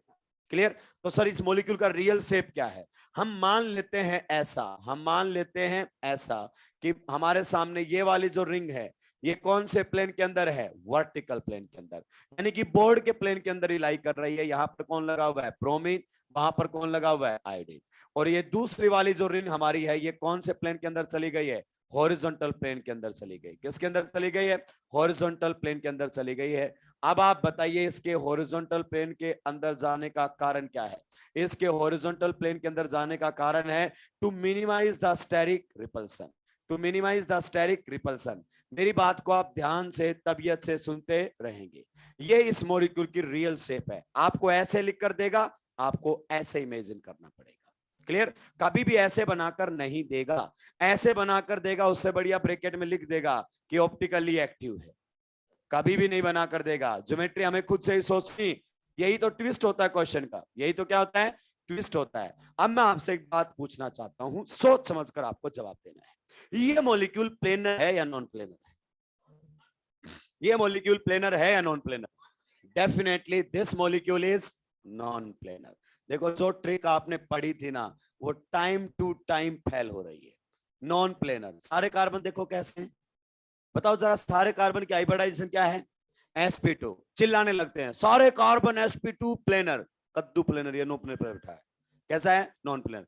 बचे ऐसी चीजों से सुलटा के चला जाएगा, पता भी नहीं चलेगा तुम्हें। क्लियर? ये हमारे सामने मॉलिक्यूल है नॉन प्लेनर। अब अपने को इमेजिन करना है इसको दोनों को। तो मुझे दो नोटबुक दे दीजिए ताकि मैं आपको बता सकूं। ये नोटबुक जो लिख रहा है ये दे दे रहा एक्सेस। इसको लगता है कि नोटबुक लेके ना चला जाए। ये देखिए दो रिंग हमारे सामने है। एक रिंग कौन से प्लेन के अंदर है? हॉरिजॉन्टल। और दूसरी रिंग किसमें है? वर्टिकल। ऐसे हैं दोनों रिंग्स। अब आप देखेंगे तो आपको केवल ये सामने वाला साइड दिखाई दे रहा होगा। टुवर्ड्स द ऑब्जर्वर क्या होता है? Wedge. And away from the observer dash. और डैश वेज के जस्ट कहां होता है? पीछे। ये थोड़ी दिख रहा है तुम्हें? सामने से केवल क्या दिखता है? वेज। तो आधे से ज्यादा जनता को ये नहीं पता चलता कि ये बनाया क्या गया। अबे ये तेरी साइड है, रिंग ये कैसे है? ऐसे। क्लियर? तो ये वाला जो हिस्सा है ये वेज है। ये वाला हिस्सा तुझे दिखाई नहीं दे रहा रिंग का जो हॉरिजॉन्टल प्लेन वो क्या है? डैश है। ऊपर से दूसरी बात करना चाहें तो rings are lying in the perpendicular plane. आप बताइए इधर जो आपके सामने आई और बी आर का प्लेन है और उधर जो बी आर का प्लेन है ये एक दूसरे के सेम प्लेन में है या परपेंडिकुलर में? ऐसे है कि नहीं है? फिर से देखो वैलेंसेस किस में चले गई हैं? परपेंडिकुलर प्लेन के अंदर। क्या यहां पर कभी भी सेंटर ऑफ सिमेट्री आ सकता है क्या? क्या यहाँ कभी सेंटर ऑफ सिमेट्री आ सकता है? क्या नहीं आ सकता। तो जैसे रिंग परपेंडिकुलर प्लेन में जाएंगी तो इनसे जुड़े हुए एटम्स भी किस में चले जाएंगे? परपेंडिकुलर प्लेन के अंदर। तो पहली जो पॉसिबिलिटी थी सेंटर ऑफ सिमेट्री, तो यही खत्म हो जाता है। सेंटर ऑफ सिमेट्री की पॉसिबिलिटी तो यही खत्म हो जाती है। अब हमें बात करना है प्लेन ऑफ सिमेट्री की। देखिए मैं बताता हूं, इस मॉलिक्यूल के अंदर सेंटर ऑफ सिमेट्री नहीं है, प्लेन ऑफ सिमेट्री मॉलिक्यूल के अंदर है। अब हमें ढूंढना है कौन सा प्लेन इस मॉलिक्यूल के अंदर है। मैं आपसे जितना सवाल पूछूं उतने जवाब देने हैं। पहले जितने सवाल आपसे पूछे जाएं उतने ही आपको क्या देने हैं? जवाब। अगर मैं आपसे पूछूं इस रिंग के बारे में क्या ख्याल आता है, बताइए इस बेंजीन कैसा मॉलिक्यूल होता है, प्लेनर या नॉन प्लेनर? प्लेनर, ये हमेशा एक प्लेन के अंदर रहता है। अगर मान लीजिए मैंने यहां पर लगा दिया है ब्रोमीन और यहां पर मैंने लगा दिया है आयोडीन, बताइए अब ये प्लेनर है या नॉन प्लेनर है? अभी ये प्लेनर है कि नॉन प्लेनर है? प्लेनर। और प्लेनर है तो इसके अंदर क्या मिलेगा? पीओएस। क्या ये मॉलिक्यूल प्लेनर है? यस। और प्लेनर है तो पीओएस है। कौन सा प्लेन? अगर ये कौन से प्लेन के अंदर आपने बना रखी है? कौन से प्लेन में बना रखी है? वर्टिकल, तो वर्टिकल प्लेन ही काट देगा इसको, स्लाइस। बताया था कि नहीं बताया था? अगर मॉलिक्यूल प्लेनर है तो जिस प्लेन में मॉलिक्यूल लाई करता है वही प्लेन मॉलिक्यूल के दो बराबर से कर देता है। चलिए अब नेक्स्ट अगर अपन बात करना चाहें, ध्यान से सुनते रहना तबीयत से, आपको सारी चीजें मैं स्टेप बाय स्टेप समझा रहा हूं। ट्रिक जो आप जानते हैं वो मैं भी जानता हूं, आपको बताऊंगा, लेकिन ट्रिक से सारे क्वेश्चंस बने इसकी कोई गारंटी नहीं है बेटा। ट्रिक केवल आए हुए क्वेश्चन के लिए है। जो क्वेश्चन आया नीट 2016 में वो तो एक ही लाइन में खत्म हो जाएगा, वो सारे बच्चे करते हैं। जो पहली बार पढ़ता है वो भी, और 2-2-3 साल से पढ़ रहा है वो भी। क्वेश्चन एक्सरसाइज 2 के किसी के भी नहीं रुकते हैं, ये अपने दिमाग में उतार लीजिए। एक्सरसाइज 2 के क्वेश्चन किसी के रुके हैं क्या? एक्सरसाइज 2 के क्वेश्चन ही नहीं बनेगा तो उस मास्टर को पढ़ाने कौन देगा लन के अंदर? क्लियर? तो एक्सरसाइज 2 के क्वेश्चंस को करके खुशियां ना मनाएं। ये अलग रिंग है, कोई बॉन्ड नहीं है भाई इनके बीच में, कोई भी बॉन्ड नहीं है। आप मेरे को ये बताइए, क्या ये इधर वाला मॉलिक्यूल प्लेनर है? इधर वाला मॉलिक्यूल प्लेनर है क्या? Yes, this molecule is planar. कौन से प्लेन में लाई कर रही है ये रिंग? कौन से प्लेन के अंदर लाई कर रही है ये ring? This ring is lying in horizontal plane. अगर मैं ऐसे वाला प्लेन लेकर आता हूं हॉरिजॉन्टल प्लेन, तो ये पूरी रिंग किस प्लेन में है? हॉरिजॉन्टल में। इसको दो बराबर हिस्सों में कट कर जाएगा। यस, क्योंकि ये सारे एटम हॉरिजॉन्टल प्लेन के अंदर है, ये सारे एटम वर्टिकल प्लेन के अंदर है। इंडिविजुअल रिंग के अंदर प्लेन ऑफ सिमेट्री है, अपना खुद का प्लेन जिसमें वो लाई कर रही है। लेकिन हमें इंडिविजुअल नहीं चाहिए, हमें कॉमन प्लेन चाहिए। एक ऐसा प्लेन चाहिए जो दोनों रिंग को कट कर सके। हमें एक ऐसा प्लेन चाहिए जो दोनों रिंग को कट कर सके। बताइए हमारे पास ऐसा कोई प्लेन आ सकता है क्या जो इसको भी कट कर दे और उसको भी कट कर दे, लेकिन रिंग का प्लेन चेंज नहीं कर सकते आप? क्या ऐसा कोई प्लेन आ सकता है क्या? ये कौन से प्लेन में है? वर्टिकल। ये कौन से प्लेन में है? हॉरिजॉन्टल। क्या ऐसा कोई प्लेन आ सकता है? यस, अभी भी हमारे पास है। कौन सा? वर्टिकल वाला प्लेन। देखो जहां पर एटम्स क्या लगे हुए हैं? डिफरेंट। फोकस कर, जहां पर एटम्स क्या लगे हुए हैं? डिफरेंट। उसका प्लेन ले, उसका क्या ले? प्लेन। कॉमन वाला उसका प्लेन ले। तो इसमें डिफरेंट किसमें है? वर्टिकल में। तो आप बताइए वर्टिकल रिंग की टेंशन लोगे क्या? नहीं, पूरी रिंग कटेगी वर्टिकल। तो यहां से हम जाएंगे कौन? कार्बन। बताइए जिस भी एटम के थ्रू जाएंगे तो हेमिस्फीयर में कट जाएगा, कटेगा कि नहीं कटेगा? तो यहां से यहां तक की तो टेंशन ही नहीं है। वहां पर हमारी एंट्री कहां पर होगी? जाकर यहां। जैसा ही हम एंट्री लेंगे ये रिंग दो हिस्सों में ऐसे कटेगी। जैसा ही हम एंट्री लेंगे रिंग दो हिस्सों में ऐसे कटेगी। कटेगी कि नहीं कटेगी? क्योंकि सामने वाली रिंग क्लाई कर रही है कौन से प्लेन के अंदर? हॉरिजॉन्टल प्लेन के अंदर। सामने वाली रिंग कैसी है? हॉरिजॉन्टल, ऐसा। और हमारा प्लेन कौन सा है? वर्टिकल। आप बताइए हमारी एंट्री यहां पर होगी। यस, जैसे ही एंट्री होगी ये नोटबुक दो बराबर हिस्सों में कट हो जाएगी, नहीं हो जाएगी? आप बताइए जैसे ही हॉरिजॉन्टल प्लेन रिंग की तरफ आप जाओगे, हॉरिजॉन्टल रिंग ऐसे है, ऐसे मुंह खोलेगे, एक साइड क्या जाएगा? बीआर, दूसरी साइड भी क्या जाएगा? बीआर, और पूरी रिंग दो बराबर हिस्सों में कट जाएगी। कटेगी कि नहीं कटेगी? इट मींस अभी भी हम एक कॉमन प्लेन से इन दोनों रिंग को कट कर सकते हैं। सेम टू सेम ये बना रखा है, गौर से देखिए। क्या अभी भी हमारे पास एक ऐसा प्लेन है जो दोनों को कट कर सकता है? यस। कौन सा प्लेन है? हॉरिजॉन्टल वाला है या वर्टिकल वाला? हॉरिजॉन्टल वाला। वर्टिकल वाला कट कर पाएगा क्या? नहीं। अगर हम वर्टिकल प्लेन लेंगे, ये वाला प्लेन, तो वो वर्टिकल रिंग हॉरिजॉन्टल रिंग को तो पूरा काटेगा। अगर हम हॉरिजॉन्टल प्लेन लेते हैं तो हॉरिजॉन्टल रिंग पूरी कटेगी। दो रिंग आप जानते हैं, इमेजिन कीजिए। ये रिंग के बारे में इमेजिन कीजिए। पहला कार्बन, क्लियर? ये दूसरा और तीसरा कार्बन, ये चौथा एंड पांचवा कार्बन, ये छठा कार्बन। बताइए वैज पर कौन है? Br। डैश पर कौन है? Br। ये गया सिग्मा बॉन्ड। ये कौन सी रिंग है? वर्टिकल। पहला कार्बन, ये दूसरा, तीसरा कार्बन, ये चौथा, पांचवा कार्बन और ये छठा, ऐसे रिंग। ऊपर कौन लगा हुआ है? आयोडीन। नीचे कौन लगा हुआ है, ब्रोमीन, है कि नहीं है। अगर मैं हॉरिजॉन्टल प्लेन लेकर आ रहा हूं तो पूरी हॉरिजॉन्टल रिंग कटती हुई चलेगी, कटेगी कि नहीं कटेगी, यस, पूरी की पूरी हॉरिजॉन्टल रिंग कटेगी। जैसे ही आप वर्टिकल रिंग में जाएंगे, कहां एंट्री होगी, आप यहां पर, होगी कि नहीं होगी। जैसे ही वर्टिकल रिंग पर आप जाएंगे, ऐसे है वर्टिकल रिंग, ऐसे मुंह खोलेगी वर्टिकल रिंग। बताइए ऊपर की साइड कौन जाएगा, कौन जाएगा, आयोडीन, और नीचे की साइड कौन जाएगा, ब्रोमीन। तो क्या इसके दो बराबर हिस्से होंगे, नहीं। तो इसको केवल और केवल कौन काट सकता है, वर्टिकल प्लेन काट सकता है, इसको हॉरिजॉन्टल प्लेन नहीं काट सकता। मतलब अभी भी इस मॉलिक्यूल के अंदर प्लेन ऑफ सिमेट्री है, and this molecule is declared as achiral. ये मॉलिक्यूल क्या रहेगा, एकायरल। ध्यान से सुनते रहना भाई लोग। नेक्स्ट मान लीजिए हमारे सामने ये मॉलिक्यूल आ जाता है, नेक्स्ट हमारे सामने ये मॉलिक्यूल आ जाता है। आपको एक एक सिचुएशन में क्लियर कर दूंगा कि जो आप ट्रिक्स पढ़ते हैं वो ट्रिक्स आई कहां से हैं, और वो ट्रिक्स कहां तक काम करेंगे और कहां तक काम नहीं करेंगी। कॉन्सेप्ट जो है वो कभी फेल नहीं होता है, ट्रिक जब चाहे फेल कर लो आप। ये हमारे सामने, यहां पर मैंने लगा दिया है कौन, आयोडीन, यहां पर लगा दिया है कौन, ब्रोमीन, यहां पर मैंने लगा दिया है कौन, ब्रोमीन, यहां पर मैंने लगा दिया है कौन, आयोडीन। अब इसके बारे में हमें बात करनी है, इसके बारे में हमें क्या करनी है, बात करनी है। सबसे पहला मेरा सवाल, क्या इस मॉलिक्यूल के अंदर सेंटर ऑफ सिमेट्री है, क्या इस मॉलिक्यूल के अंदर सेंटर ऑफ सिमेट्री है। जैसा आपको दिख रहा है ये मॉलिक्यूल वैसा ही है फिलहाल, लेकिन आप इमेजिन उसको क्या कर रहे हैं, गलत। ऐसा सोचता है बच्चा कि सर देखो ये क्या है, सेंटर, और ये देखो अपोजिट गए तो बी आर, इधर गए तो बी आर, इधर गए तो आई, इधर गए तो आई। अबे मूर्ख इंसान, ये बी आई और बी आर ऐसे हैं, और वो आई और बी आर ऐसे हैं। बता कहां से निकालेगा सेंटर, कहां से निकालेगा सेंटर, गई कि नहीं गई दोनों वैलेंसी परपेंडिकुलर प्लेन के अंदर। तो ऐसा अरेंजमेंट होता ही है, तो टेट्राहेड्रल अरेंजमेंट है, याद कर कैसा है, टेट्राहेड्रल अरेंजमेंट है। यहां तो सेंटर ऑफ सिमेट्री आ ही नहीं सकता, तो ये नजरों का धोखा है, नजरों का क्या है, धोखा है। तो यहां पर अगर अपन बात करना चाहें, सबसे पहले तो बचाओ अपने आप को, सेंटर ऑफ सिमेट्री नहीं है। अब यू हैव टू थिंक, क्या इसमें प्लेन ऑफ सिमेट्री है, क्या इसके अंदर प्लेन ऑफ सिमेट्री है। देखिए कोई भी एक सिंगल प्लेन दोनों रिंग को नहीं काट सकता, कोई भी एक सिंगल प्लेन दोनों रिंग्स को नहीं काट सकता। सबसे पहले हम वर्टिकल प्लेन से ट्राई करते हैं, किससे ट्राई करते हैं, वर्टिकल।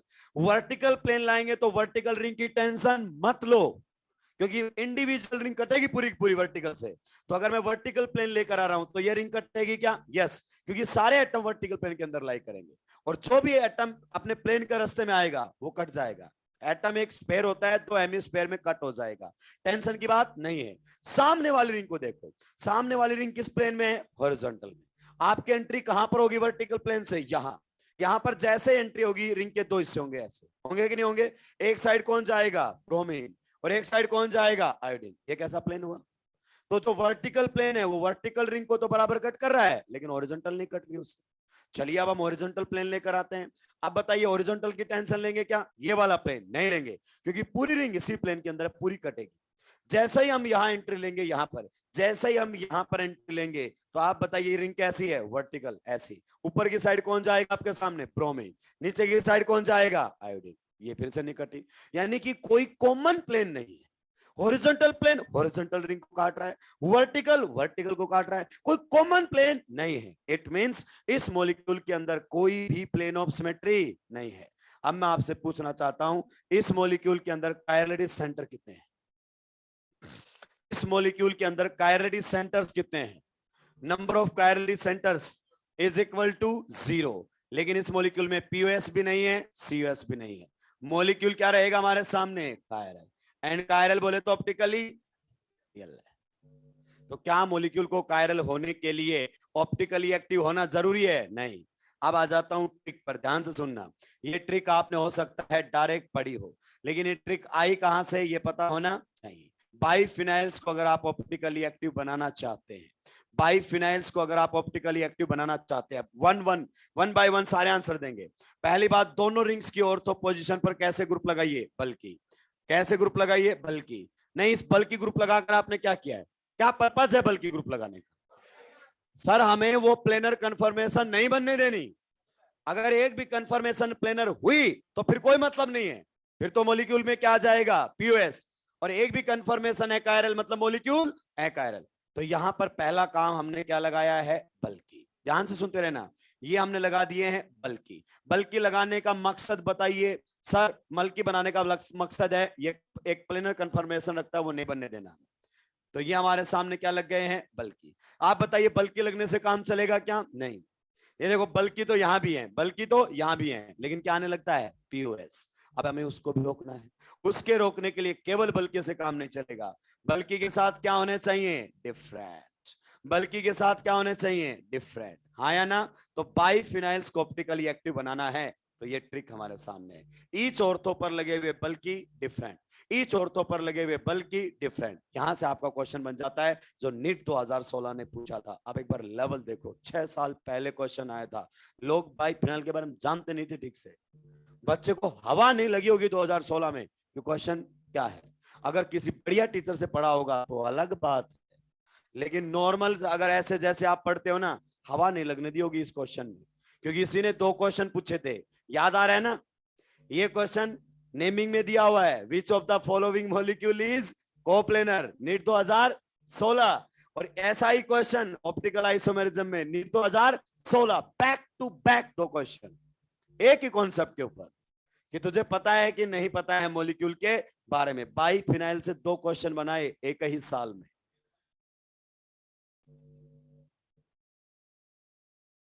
जल्दी से सुलटाएंगे क्या। 2 बार हुआ था, ये नहीं पता कौन से टाइम पर आया था। आए 2016 में थे, नीट 2016 2 बार हुआ था। एक बार कैंसिल करवा दिया था, फिर लोगों ने खुशियां मनाई कि लो इस बार तो आसान आएगा, नहीं आया। दोनों साल तबाही मचाई दोनों बार। ऐसा नहीं है, नीट 2013 का पेपर भी बहुत शानदार था। ये तो जब से एनटीए करवाने लगा रायता उड़ेल दिया इसने।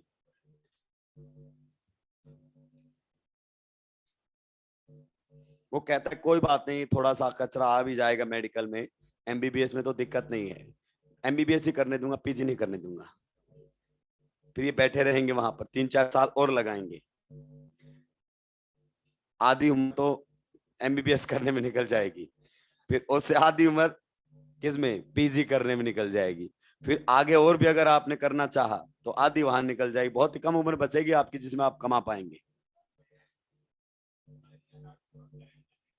अभी तो तुम जैसे डॉक्टर बनते, जो भी पेशेंट आता पहले उसकी किडनी बेचते हो। 2 है इसके पास, एक से भी काम चल जाएगा इसका, तो पहले मेरा काम चलना चाहिए। कर्जे के नीचे डूब चुका हूं मैं। हाँ, आधा से काम चलेगा कि नहीं चलेगा वो तुम देखना।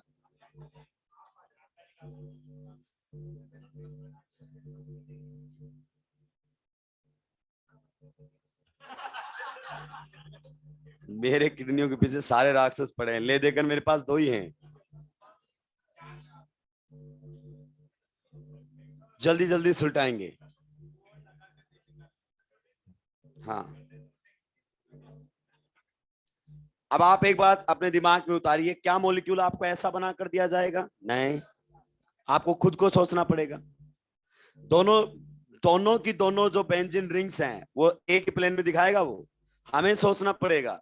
जब तक हमें मॉलिक्यूल की ज्योमेट्री नहीं पता चलेगी तब तक हम कोई कमेंट नहीं कर सकते हैं। ज्योमेट्री जानते हैं तो ही पीओएस यूएस बता सकते हो आप।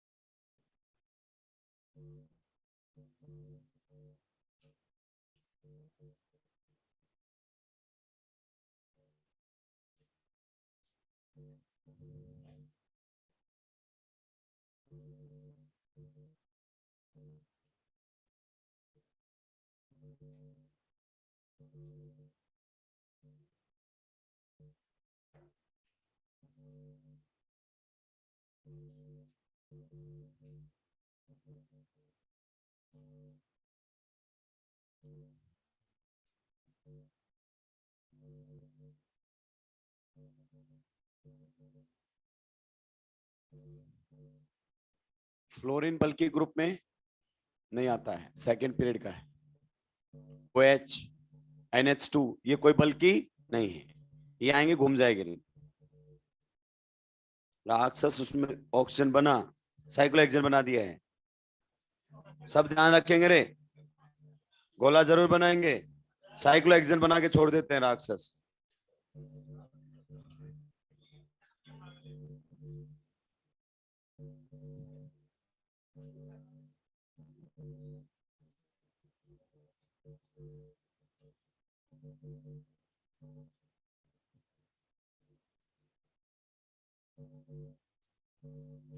इसके बारे में क्या ख्याल है?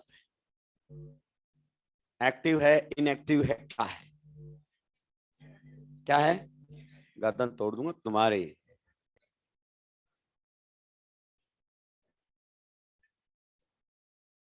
एक्टिव है या इनएक्टिव है? कितने लोगों का मानना है इनएक्टिव है? जाके मुंह धो गया हो। तुम्हारे दिमाग में नई बात नहीं घुस सकती। क्यों? तुमने बस पुराने वाला बल्कि डिफरेंट, बल्कि डिफरेंट, वो तो 2 ही मिनट में पढ़ा देता मैं। कहां से काटोगे फ्लोरीन? इसीलिए तो कह रहा हूं वो ट्रिक्स हैं, आए हुए क्वेश्चन पर खटक से काम करते हैं। अभी पता था बल्कि डिफरेंट, बल्कि डिफरेंट, क्वेश्चन निकालो 2016 का, देखो हो गया, बचाओ ताली, आगे बढ़ते हैं। लेकिन आए हुए क्वेश्चन के होने से खुशियां मनाने की जरूरत नहीं है। आया हुआ है, आने वाला नहीं। जब 2016 में वहां तक पहुंच सकता है तो एक फ्लोरीन लगाने में उसको दर्द होगा क्या? खटक से लगा देगा। फिर सुलटते फिरोगे इधर उधर कि सर ट्रिक फेल हो गए, ट्रिक फेल हो गए। तो किसने बोला था ट्रिक के पीछे जाने के लिए? ये सारे कॉन्सेप्ट क्यों पढ़ाए अगर ट्रिक से चलना होता तो? बताइए इधर वाले के बारे में क्या ख्यालात है? देखिए अगर ऑर्थो पर बल्कि डिफरेंट है ना, कोई दिक्कत नहीं है, बिंदास बोलिए, एक्टिव होगा। यहां पर बल्कि डिफरेंट है, यस, ऑप्टिकली एक्टिव। ये कायरल है विदाउट कायरलरी सेंटर। ये देखो बल्कि डिफरेंट, यस, बल्कि डिफरेंट, यस, बिंदास बोलिए, ऑप्टिकली क्या है? एक्टिव है। नेक्स्ट में बताइए, बल्कि डिफरेंट, यस, लेकिन यहां पर केवल क्या आए हैं? बल्कि, डिफरेंट नहीं आए। प्लेन ऑफ सिमेट्री आएगा इसमें। अगर प्लेन ऑफ सिमेट्री आएगा तो ये मॉलिक्यूल रहेगा क्या? रहेगा ऑप्टिकली इनएक्टिव। मॉलिक्यूल क्या निकल कर आएगा आप लोगों के सामने? अकायरल। क्या निकल कर आएगा? अकायरल। That's all. क्लियर? तो सिंपल सा क्वेश्चन है, तो बल्कि डिफरेंट से हो जाएगा। अगर ऑर्थो पर बल्कि डिफरेंट है तो बिंदास बोल दीजिए ऑप्टिकली क्या रहेगा? एक्टिव। ऑप्टिकली क्या रहेगा? एक्टिव। परेशान होने की जरूरत नहीं है। अब एक मॉलिक्यूल और खास है अपने लिए, जिसमें भी कोई कायरली सेंटर नहीं होता है। हालांकि एक बच्चे ने बहुत बढ़िया आंसर दिया था उसका भी, जब मैंने आपसे पूछा था कि कितने प्रोडक्ट्स बनेंगे टाइप के क्वेश्चन में। ये हमारे सामने दिया हुआ है। ट्रांससाइक्लोऑक्टेन के बारे में भी काफी चीजें फेमस है। ट्रांससाइक्लोऑक्टेन के बारे में भी काफी चीजें क्या है? फेमस है। पहली बात तो ये पहली साइक्लोएल्कीन है, पहली साइक्लोएल्कीन है जो एंडोसाइक्लिक के अबाउट ट्रांस में एग्जिस्ट करती है एट रूम टेम्परेचर। ये पहले साइक्लोएल्कीन है। दूसरी बात, इसमें डबल बॉन्ड ट्रांस में ज्यादा स्टेबल नहीं होता है। किस में ज्यादा स्टेबल होता है? सिस में। और तीसरी बात, ये कायरल मॉलिक्यूल निकल कर आता है। ये हमारे सामने देखिए, इसमें कायरलिटी सेंटर कितने हैं? 0, but still the molecule is chiral. ये ध्यान रखना है भाई, इसके अंदर ना तो पीओएस है और ना सीओएस है। मॉलिक्यूल कैसा है? कायरल। कायरलिटी सेंटर ये नहीं हो सकता, ये नहीं हो सकता, ये भी नहीं हो सकता, ये भी नहीं हो सकता, ये इनमें से कोई भी कायरलिटी सेंटर नहीं हो सकते। दो हाइड्रोजन लगे हुए और ये sp2 है, तो इसमें कायरलिटी सेंटर कोई भी नहीं है, but still the molecule is optically active. Reason being there is no POS, no COS. यहां पर कोई भी सीओएस नहीं है और कोई भी पीओएस नहीं है। तो ट्रांससाइक्लोऑक्टेन के बारे में भी आपको ध्यान रखना है।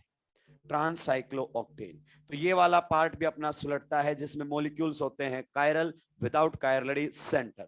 आप बताइए, क्या मॉलिक्यूल को कायरल होने के लिए, क्या मॉलिक्यूल को कायरल होने के लिए उसमें कायरलरी सेंटर होना जरूरी है? नहीं, उसमें कायरलरी सेंटर होना कोई जरूरी नहीं है। हमारे हिसाब से जो हम सिमेट्री एलिमेंट्स देखते हैं, सीओएस, पीओएस एंड एएओएस नहीं होना चाहिए। एक्सिस ऑफ सिमेट्री, उससे कोई फर्क नहीं पड़ता है। एक्सिस ऑफ सिमेट्री है या नहीं है, उससे कोई फर्क पड़ने वाला नहीं है। सुलटा दिया है क्या सभी ने? जल्दी जल्दी सुलटाएंगे, नींद में रहते हैं तुम लोग।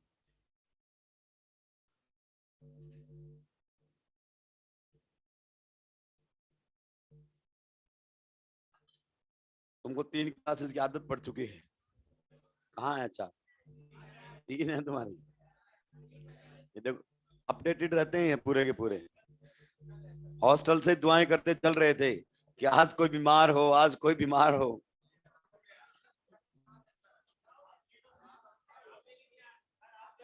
मैं ऑलरेडी सुबह ले चुका हूं, 6 क्लास हो जाएंगे, वो आखिरी भी छोड़ूंगा मैं। इंसान हूं, मशीन हूं क्या? बस चलिए आगे बढ़ते हैं। सुलटा दिया है क्या?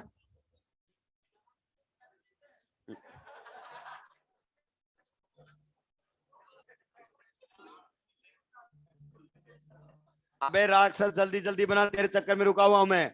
ये आरडीएस आगे बिठा रखा तुमने।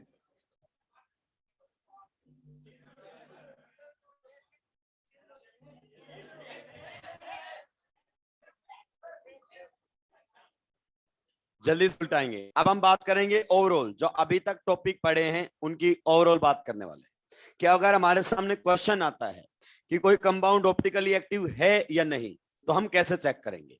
क्या हमें हमेशा ही पीओएस और सीओएस देखना चाहिए? नहीं। अगर सिंगल कायरलिटी सेंटर है, काय जरूरत है देखने की? सिंगल कायरलिटी सेंटर वाला क्या मिलेगा? कायरल। तो सीधा आंसर दे सकते हैं। क्या बाइफिनाइल का क्वेश्चन आएगा तो वहां पीओएस सीओएस इमेजिन कर रहे होंगे क्या? नहीं, हम पहले पढ़ के जाएंगे। ऑर्गेनिक अगर आप पढ़ के जाओगे क्वेश्चन गलत नहीं होगा, बिना पढ़े हुए जाओगे वहां पर इमेजिन भी नहीं कर पाओगे, सोच भी नहीं पाओगे, कोई मतलब नहीं है। चलिए, तो अगर हमारे पास क्वेश्चन आता है ऑप्टिकली एक्टिव होने का या ना होने का, तो फिर हम किस प्रकार से बातें कर सकते हैं? ऑप्टिकली एक्टिव की हम बात करते हैं। क्लियर? ऐसा क्वेश्चन आएगा, ऑप्टिकली एक्टिव है या नहीं। देखिए, हमारे लेवल पर मैं बात कर रहा हूं, हमारे पास दो टाइप की कैटेगरी मिलेंगी।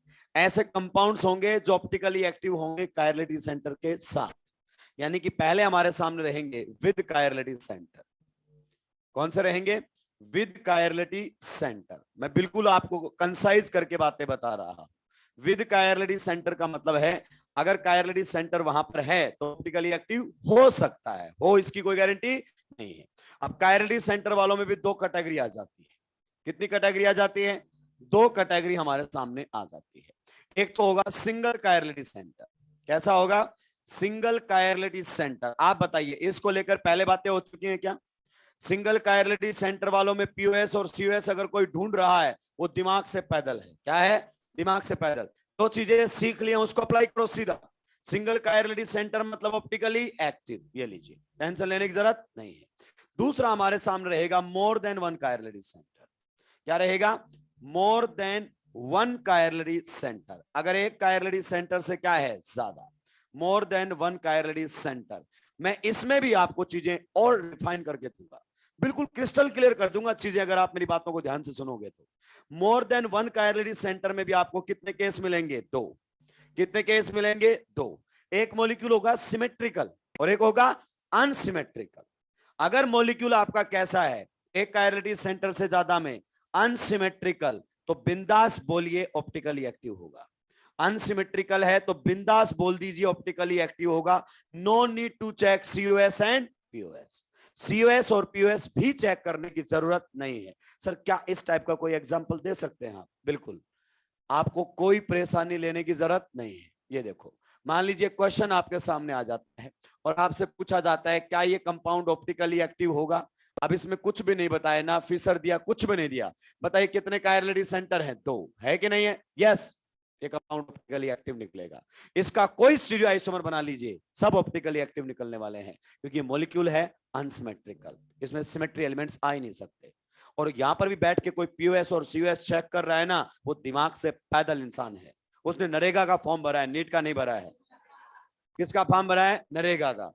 तो यहां पर ये 1 रहेगा, ये 2 रहेगा, ये 3 रहेगा और ये 4 रहेगा। आगे बात समझ में? तो इस टाइप के मॉलिक्यूल्स में आपको सीओएस और पीओएस चेक करने की जरूरत नहीं है। लेकिन अगर मॉलिक्यूल कैसा निकलता है? सिमेट्रिकल, तो आप जानते हैं सिमेट्रिकल में तो पीओएस और सीओएस आने के चांसेस हैं। तो इसमें आप फिर चेक कर लीजिए। क्या कर लीजिए? चेक कर लीजिए सीओएस एंड पीओएस। ये देखो कितना अपने पास कंसाइज हो गई चीजें। अपन क्या करते हैं, कई बार आओ देखते हैं ना ताव देखते हैं, सीधा सीओएस पीओएस लगाते हैं। अबे यहां नहीं देख पाओगे, क्यों? जरूरत भी नहीं है। पहले बात, सीओएस पीएस तब देगा जब स्टीरियो केमिस्ट्री डिफाइन करके दे हमें। सब या तो फिशर में आंसर दे, या फिर वेस्डेस में दे, या न्यूमैन में दे, या सॉहर्स में दे, ऐसे थोड़ी पता चलता है। तो आपको अगर अनसिमेट्रिकल मिल रहा है, टिक मारिए, ऑप्टिकली एक्टिव होगा, परेशान होने की जरूरत नहीं है। सिमेट्रिकल के केस में बताया था दोनों साइड से नंबरिंग हो रही हो, तो हमें वहां पर चेक करना पड़ सकता है सीयूएस और पीयूएस। नीट मैक्सिमम आजकल के क्वेश्चन इसी पर ही बनाता है, नीट मैक्सिमम आजकल क्वेश्चन इसी पर ही बनाता है। फिर हमारे सामने कुछ आते हैं वो कंपाउंड जो विदाउट कायरलिटी सेंटर भी कायरल हो जाते हैं, विदाउट कायरलिटी सेंटर, जिनको आप पढ़ लेते हैं किसके अंदर, स्पेशल केस के अंदर। किसके अंदर पढ़ लेते हैं, स्पेशल केस के अंदर पढ़ लेते हैं, विदाउट कायरलिटी सेंटर। हालांकि मैं डिस्कस कर चुका हूं, ये अपने लेवल पर, ऐसा नहीं है ये इतने होते हैं, बहुत है स्टीरियो तो भाई बहुत है, अपने लेवल पर ये 3 है। एक तो कौन सा रहेगा, यही जो अभी अभी बता कर आया हूं, ट्रांसाइक्लोऑक्टेन। इसके अंदर भी कोई भी अगर अपन बात करना चाहें तो क्या नहीं है, इसके अंदर कोई कायरलिटी सेंटर नहीं है, फिर भी ये स्टिल क्या है, ऑप्टिकली एक्टिव। ये वाला केस आप नहीं भूल सकते, विदाउट कायरलिटी सेंटर ट्रांसाइक्लोऑक्टेन। और कौन सा है, और आपके सामने ये वाला केस है, कौन सा, लगातार पाई बॉन्ड कैसे आ जाएं, इवन। अभी पढ़कर आए थे कि नहीं पढ़कर आए थे, दोनों साइड क्या होने चाहिए, डिफरेंट, दोनों साइड क्या होने चाहिए, डिफरेंट। ये भी हमारे सामने केस है, दोनों साइड क्या होने चाहिए, डिफरेंट। विदाउट कायरलिटी सेंटर हमने बना दिया। और तीसरा केस कौन सा रह गया विदाउट कायरलिटी सेंटर में, बाइफिनाइल्स। कौन सा रह गया, बाइफिनाइल, दैट्स ऑल। अब मेरी बात को ध्यान से सुनना, बाइफिनाइल का क्वेश्चन अगर आपके सामने आता है और वहां बैठ के पीओएस और सीओएस देख रहे हो, मैं तुम्हारी गर्दनें तोड़ दूंगा, क्योंकि ये होता है वेस्ट ऑफ टाइम, हाथी के दांत खाने की ओर दिखाने की ओर। अगर जो चीज समझनी है स्लो मोशन में क्लासरूम में समझी जाती है, एग्जामिनेशन हॉल में डायरेक्ट रिजल्ट अप्लाई किए जाते हैं, क्योंकि जिस टाइप के क्वेश्चन नीट पूछ रहा है ना, 720 से 720 बच्चों के आ रहे हैं, तो वहां बैठ के सोचने का टाइम देगा ही नहीं हमें, हमें घर से सोच के जाना पड़ेगा। जैसे हम घर से पढ़ के जाएंगे कि यहाँ बल्कि डिफरेंट होते हैं ऑप्टिकली एक्टिव, तो सर आपने इतनी एक्सप्लेनेशन क्यों प्रोवाइड किया हमें। अबे तुम जब रिवीजन करोगे ना 20-25 दिन बाद, तो तुम्हारे दिमाग में सवाल आएंगे, बल्कि डिफरेंट क्यों एक्टिव, उसको खत्म करने के लिए। जैसे तू पढ़ेगा, हाँ पीयूएस यूएस नहीं है, क्वेश्चन ऐसे करने, बल्कि डिफरेंट से। लेकिन जब भी डाउट आने लगे ऐसा मैं क्यों कर रहा हूं, तो एक्सप्लेनेशन भी नोटबुक के अंदर लिखी हुई है, क्लियर। तो यहां पर ये क्या होने चाहिए, ये हमारे सामने चाहिए बल्कि एंड डिफरेंट, ये दोनों बात लिख देंगे इधर, कॉपी पेस्ट। क्या हर कंपाउंड के पीछे पीओएस और सीओएस दौड़ाओगे क्या, नहीं। अब इसके पीछे पीओएस सीओएस देखने की कोई जरूरत नहीं है, इसमें पीओएस सीओएस देखने की कोई जरूरत नहीं है, इसमें भी कोई जरूरत नहीं है। देखो लिमिटेड हो गई है चीजें, क्या हो गई है, लिमिटेड। हमें पता ही नहीं होता, हर जगह पीओएस सीओएस लगा देते हैं। जो चीजें हमने सीखी हैं उसको अप्लाई करो, नीट यही बोलता है, रिजल्ट अप्लाई करना सीख, रिजल्ट अप्लाई करना सीख। छाप लिया है क्या, जल्दी जल्दी सुलटाएंगे। तो जब भी तेरा कोई क्वेश्चन ना बने ऑप्टिकली एक्टिव है या नहीं है, ये चार्ट पर पहुंच जाना और इसको देखना, सारे क्वेश्चंस बनने लगेंगे। सुलटा दिया है क्या, चलिए अब क्वेश्चन आ रहा है आपके पास, which of the following is optically active, which of the following is optically active.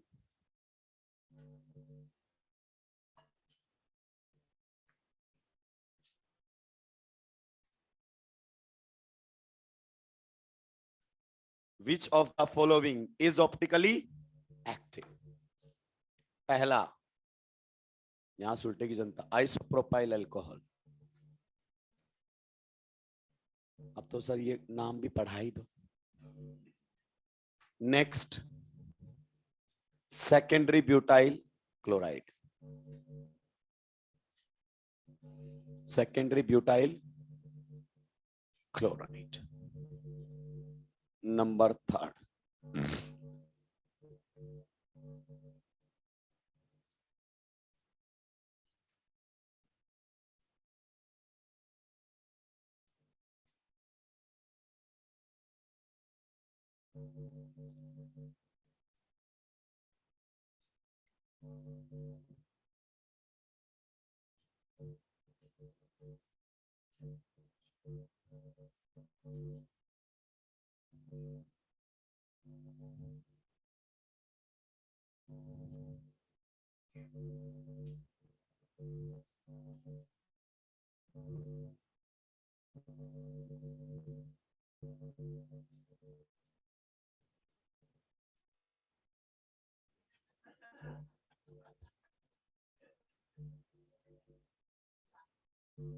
कौन सा रही?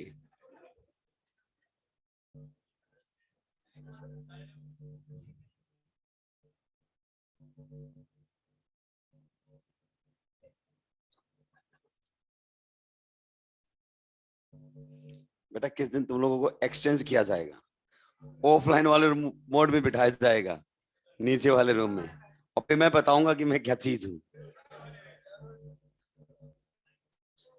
यहाँ तो सोच सोच के बोलना पड़ता है। ऑनलाइन वाले वो ऐसे फोन लेके बैठे रहते, ये कुछ बोले और इसकी क्लिप बना ले हम। अब हमें समझ में आता है, हम बोलते हैं कि बहुत ही घटिया एक्टिंग की है इस एक्टर ने। जब कैमरा सामने लगा रहता है ना तो एक्टिंग निकलती ही नहीं है। आधे लोगों को तो टीचिंग खत्म हो गई इस कैमरे के चक्कर में। तुम्हारे पास एक ही रेफरेंस है, बस घुमा फिरा के वहां बात पहुंचा दोगे तुम। चलिए पहले क्वेश्चन के बारे में बताएंगे। सबसे पहले आपको आइसोप्रोपाइल अल्कोहल की स्ट्रक्चर बनानी आनी चाहिए। ये हमारे सामने है आइसोप्रोपाइल अल्कोहल। ध्यान से सुन क्वेश्चन की अप्रोच सुन, आंसर इंपॉर्टेंट नहीं है। कौन सा? यही क्वेश्चन आपको मिलेगा। देखिए, क्या ये विदाउट कायरलरी सेंटर वाले केसेज में से है? क्या ये जो हमारे सामने ओपन चेन होते हैं विदाउट कायरलरी सेंटर वाले में से है? नहीं। देखो ये रहा और बाकी वो रहे, तो इस टाइप के कंपाउंड्स में तो कायरलरी सेंटर होना ही चाहिए, जो कि इसके पास नहीं है। खत्म, ये ऑप्टिकली इनएक्टिव है। सर इसमें पीओएस सीओएस मत देखना, ये देख विदाउट कायरलिटी सेंटर वाले केस तो यही है अपने लिए, बाकी सब तो कायरलिटी सेंटर वाले केस हैं। तो इसमें तो कायरलिटी सेंटर ही नहीं है, ये इनएक्टिव निकलेगा। सेकेंडरी ब्यूटाइल क्लोराइड आपके सामने दे दिया है, तो ये हमारे सामने होता है भाई लोगों सेकेंडरी ब्यूटाइल क्लोराइड। एग्री करते हो क्या?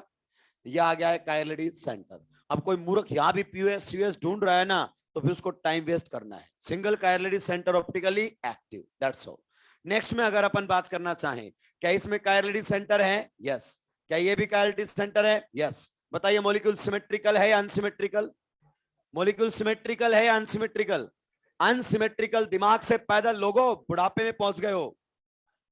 कैसा है? अब बोल रहे हैं सर इसमें मैं पीओएस नहीं देखना चाहता। अबे क्यों देखना है तेरे को? पीओएस गलत करने के और भी तरीके हैं। मॉलिक्यूल कैसा है? अनसिमेट्रिकल, कभी नहीं मिलेगा किसी के अंदर। इसके जितने भी स्टीरियो आइसोमर बनेंगे सब ऑप्टिकली एक्टिव निकलेंगे, तो ये कंपाउंड ऑप्टिकली एक्टिव है। नेक्स्ट में देख, दोनों साइड से नंबरिंग हो रही है सर, दोनों साइड से क्या हो रही है? नंबरिंग। कायरलिटी सेंटर एक से ज्यादा है? यस। देख कायरलिटी सेंटर उसमें भी एक से ज्यादा थे, लेकिन वो था अनसिमेट्रिकल, खोपड़ा खराब नहीं किया मैंने। और यहां पर कायरलिटी सेंटर एक से ज्यादा है? हाँ सर। क्या मॉलिक्यूल सिमेट्रिकल है? हाँ सर। तो चेक कर ले एक बार पीओएस। सर आ गया ये तो इनएक्टिव है। क्या है? इनएक्टिव। नेक्स्ट के बारे में क्या ख्याल आता है? कायरलिटी सेंटर एक से ज्यादा है? यस। कायरलिटी सेंटर एक से ज्यादा है? यस। मॉलिक्यूल सिमेट्रिकल है या अनसिमेट्रिकल? मॉलिक्यूल सिमेट्रिकल है या अनसिमेट्रिकल? कैसा है? अनसिमेट्रिकल। नंबरिंग नीचे से होगी, क्या आएगा हमारे सामने नाम? 2 ब्रोमो 3 क्लोरो ब्यूटेन। तो अनसिमेट्रिकल का ही चेक कर रहा है, ऑप्टिकली एक्टिव। नेक्स्ट ग्लिसरल्डिहाइड, ये फैला दिया सर रायता। मॉलिक्यूल का स्ट्रक्चर कहां से बनाएंगे? ऐसा तो रायता एएपीएमटी ने कई बार फैलाया लैक्टिक एसिड टाइप डाल के। क्लियर? तो बताइए ग्लिसरल्डिहाइड तो राक्षसों सबसे छोटा मोनोसैकेराइड है। ग्लिसरल्डिहाइड तो सबसे छोटा मोनोसैकेराइड होता है और इसके पास सिंगल कायरलिटी सेंटर है। क्या होता है? Single chirality centre. हाँ फिर तो ठीक है, फिर तो ऑप्टिकली एक्टिव है सर। यही तो हमें जानना था कि इसमें कितने कायरलिटी सेंटर है। सिंगल कायरलिटी सेंटर है तो मॉलिक्यूल क्या निकलेगा? Optically active. तो क्वेश्चंस इस टाइप के क्लियर हो जाएंगे, अपने मॉड्यूल में भी दिए हुए हैं। मैं नहीं चाहता वो क्वेश्चंस मैं लूं, ताकि आप भी तो अपना दिमाग लगाओगे कहीं पर। जब आप क्वेश्चंस में डिफरेंशिएट खुद से करना सीखोगे तभी सब्जेक्ट समझ में आएगा, तभी सब्जेक्ट समझ में आएगा। मैं बता देता हूं, अगर अपन बात करना चाहे ना तो एक क्लास में 100 स्टूडेंट्स को पढ़ाया जाता है, उसमें से अगर 100 के 100 कंसंट्रेट करे ना तो 100 के 100 को पढ़ाई गई थ्योरी समझ में आ जाती है जिस दिन पढ़ाया जाता है। लेकिन उसी थ्योरी को अप्लाई करने को बोला जाए तो 2 से 3 स्टूडेंट निकलते हैं पूरी क्लास में जो उस थ्योरी को अप्लाई कर सकते हैं। चीजों के बीच में डिफरेंशिएट कर सकते हैं, और उन 2 से 3 लोगों का ही सिलेक्शन होता है। आप जानते हैं नीट के अंदर सिलेक्शन रेशियो 1% से भी कम चलता है। चलता है कि नहीं चलता है? तो ये हमें बहुत इंपॉर्टेंट है। और वो सारी बातें मैं ही आपको बता दूं कि देख यहाँ है, यहाँ ये पेपर में कौन बताएगा? पेपर में तो आप ही को सोचना पड़ेगा ना। तो बेटर है आज ही से सोचना शुरू करें। जो डिसीजन आपको लेना है तो वो आप ही खुद ले, दूसरे के कहने पर कब तक बंदूक चलाएंगे। चलिए नेक्स्ट हेडिंग लगाएंगे। अब आप find out the number of chirality centres. मैंने बोला था आपको कायरलिटी सेंटर के क्वेश्चन अलग से आएंगे। Find out the number of chirality centres. बहुत बेसिक क्वेश्चन करवाऊंगा, कोई हाई फाई क्वेश्चन यहां पर मैं करवाने वाला नहीं हूं। बहुत basic questions. Find out the number of chirality centres. Chirality centre हमें फाइंड आउट करना है। कायरलिटी सेंटर की एक बार डेफिनेशन बता दो, क्योंकि तुम्हारा कोई भरोसा नहीं है, सब बुला चुके हैं आप लोग। चारों एटम और ग्रुप क्या होने चाहिए? डिफरेंट। सेकेंड पीरियड का होगा तो क्या होना चाहिए? sp3। sp3 राक्षस 2 कौन बोले आइए? लीजिए पहला क्वेश्चन, बिल्कुल बेसिक, इससे ज्यादा बेसिक क्वेश्चन जिंदगी में तुमने देखा नहीं होगा। ये देखो, बिल्कुल जीरो लेवल से, क्योंकि तुम कहां फैल जाते हो तुम्हें खुद को नहीं पता। तुम्हें लगता है कि सर हाई फाई क्वेश्चन करवाओ। अब एक कोई क्वेश्चन हाई फाई नहीं होता है, नहीं आता वही तुम्हारे लिए हाई फाई बन जाता है। 2 कौड़ी का सवाल भी नहीं होता है, इधर से उधर भटकते रहते हैं राक्षस।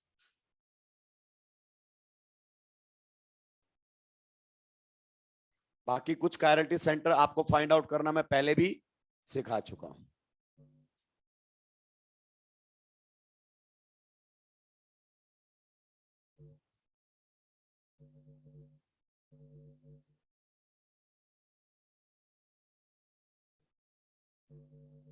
सूडो कायरलिटी सेंटर में अभी भी इंट्रोड्यूस नहीं करूंगा, मैं इंट्रोड्यूस करूंगा आरएस कॉन्फ़िगरेशन के बाद, क्योंकि वहां से चीजें आपको बेटर समझ में आएंगी। क्या पढ़ाना है, कब पढ़ाना है, ये टेंशन आप ना लें। अब बस ये देखें जो पढ़ाया जा रहा है वो समझ में आ रहा है या नहीं। मेरी टेंशन भी तुम ही लेने लगोगे तो फिर कैसे काम चलेगा? मुझे किस चीज के पैसे देते हैं एलन वाले? फिर कितने नहीं, जितनी मैं टेंशन लेता हूं उतनी देते हैं बस, या मैं उतनी टेंशन लेता हूं जितने पैसे देते हैं।